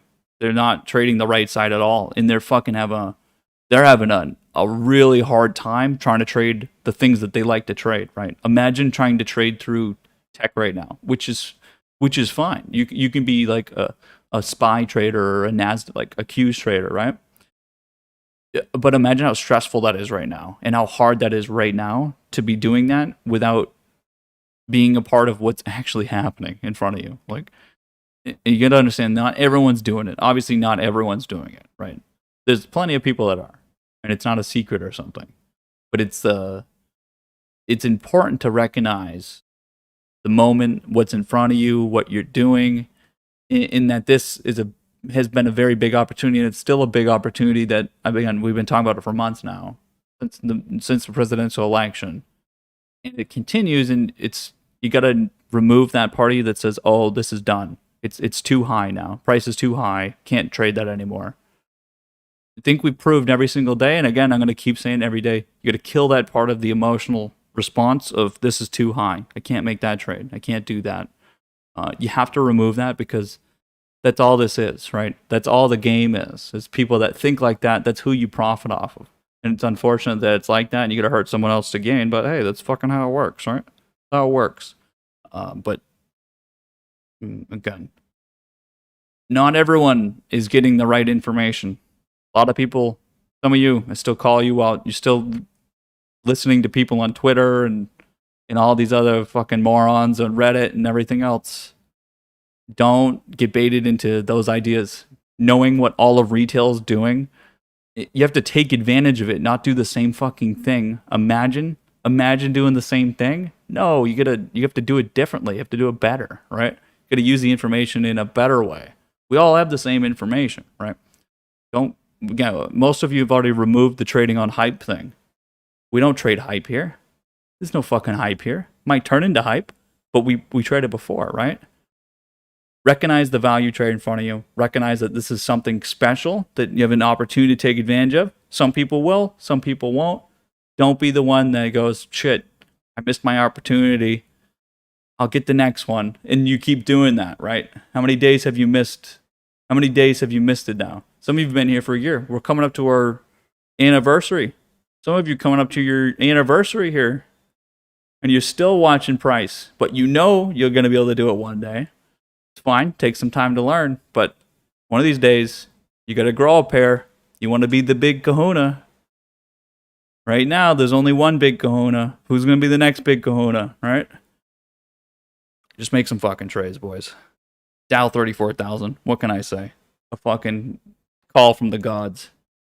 Too bad. It's a good thing. It's a good thing we don't have any silly folks in here. I could be like, listen, God told me, and that's why. And I'm a invent a, I read it on a golden tablet that the value was going to be good. Imagine if we were like that. That's literally what retail. A lot of other people sound like saying, no, this is how it's gonna work. It's good. They have. Trust me, they have a trial coming up. It's gonna be. It's the fourth trial, the fourth stage. And I read it on my Bazinga Pro. It's gonna go up. I promise. The analyst gave it an upgrade. The analyst. Who asked this morning? Was it you, Ecto, that said, who the fuck are these analysts? Who is it? Like, who and where and what and how? Or he's not in here anymore, but analysts are just people that get paid 40 grand a year that work at an institution. Now, some of them are better than others, and you can look it up, but they're just people like you and I that just fucking vote on what's going to do well. And guess what? They have a bias because they work for an institution that if the institution's long or short, they will literally say to buy it or to sell it based on if they have a position or not. So again, looking at that stuff, do you think you're going to make better trades because an analyst said it's better now? It's not that it doesn't have any value. It is what other people think. But imagine if you only traded off of what other people say to you. You only listened to what some other person says, which I'm kind of making fun of myself now, but the reality is that it has to be your own. It has to be something else, and it's usually the only way it all comes back to just price, right? The only thing that we truly have is fucking price. It's the only unbiased thing in the fucking world. Literally. Everything that we spend money on, the price is literally the only unbiased thing that we don't have, and that's not bullshit, right? That's literally it. Because people will, analysts, they have a bias because they work for an institution that's holding these things. So if they're long Apple, they're going to say, "Oh yeah, we have a buy rating on Apple," right? That's literally what they do. Every analyst works for an institution that buys and sells stock, that trades in the market. That's it. That's literally it. I've worked for an institution. This is how it works. All those back office guys, they literally just take whatever is held on the books. They look at it at the positions and whatever the weighting is, and then that's it. Those little things that they send out. There's like things I can't remember who posted like the Bank of America and stuff. They're only posting things through their lens that they hold things. So yeah, if they're in the tech trade, they're going to tell you that tech's the greatest thing ever. The analysts will come out with buy ratings on everything. It's all biased, guys. That's it. That's all you're trying to do is convince everyone else. If, as an institution, you're trying to convince everyone else to buy the shit that you're holding so that the price goes up, you know how you create wealth? By taking something of a lower value and convincing people it has a higher value so that they'll fucking buy it. That's all banks do. That's all an institution does. That's what those analysts are there for. They don't get paid the greatest because they don't do anything, but they basically reiterate what the bank has already done. Spoon says, are those analyst ratings on their performance valid? I don't know what that means, but literally whatever I just said is the answer. So, yeah, that's it. Now, they have like, some of them will have, again, the stonks only go up, right? So basically every single analyst just says buy, right? If you go look at the ratings, guys. There's websites and shit that will show you analyst like rankings and how well they performed. Everyone has buy. No one has sell ratings. Why? Because that's not how it fucking works, right? Everyone just is a buyer. I promise you, go look. They're all the exact same. They all do the same thing, and they all work for the same institutions, and they all have the same performance as the market. That's literally it, because they have the same. It's whatever their bank is buying is what they say. That's it. I promise. That's it. You can look it up. That's it. That's it. No, it matters. It matters because what institutions buy moves price, right? It matters, but they've already bought it. They've literally already bought it. They go on Bloomberg and talk on Bloomberg to tell you what they're going to buy and what they think because they want to convince other institutions. They don't give a fuck about you. They give a fuck about the other institutions that are going to go, oh, okay, Bank of America is buying, they're buying into travel. JP Morgan owns all of gold. These things are literally the things that matter, right? It's playing like a game of chicken all the time. But again, what I'm trying to say is these other sources of information, everything, they all have biases and they're all trying to convince some sort of narrative all the time, right? And it's not usually very good because it's all the same information. It's just a bad interpretation. That's it. We're just all looking at the same thing. But again, the only thing that's not biased is the fucking price in front of us. That's it. The only thing. Only thing. So, again, don't let your eyes deceive you. You can see it in front of you. If something is down, down, down, and something's up, up, up, green, green, green, usually if you just buy the thing that's green, you're going to do better, right? Trying to buy the thing that's red in time, that is never going to really, truly work. You got to wait for a little bit of green before you can get some green, right? And you need the rest of people to think it as well. What are people going to think if something just keeps going down? They don't think it's very good, do they? So how are you buying it down there going to make it look better, right? It's not. You buying it's not going to change anyone else's mind unless you're a fucking analyst that works for a bank and you can go, your daddy boy, your daddy bank manager tells you to go tell everyone to buy it, then there you go.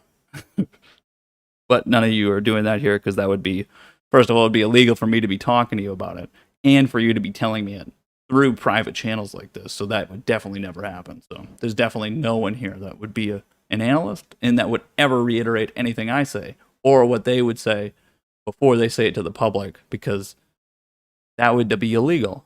And analysts cannot share what they're going to say before they say it. So remember that. Don't do it. Some of you. Anyway, guys, let's take a break for lunch. The fucking Dow is just going to the fucking moon. It should probably stop. Should probably stop.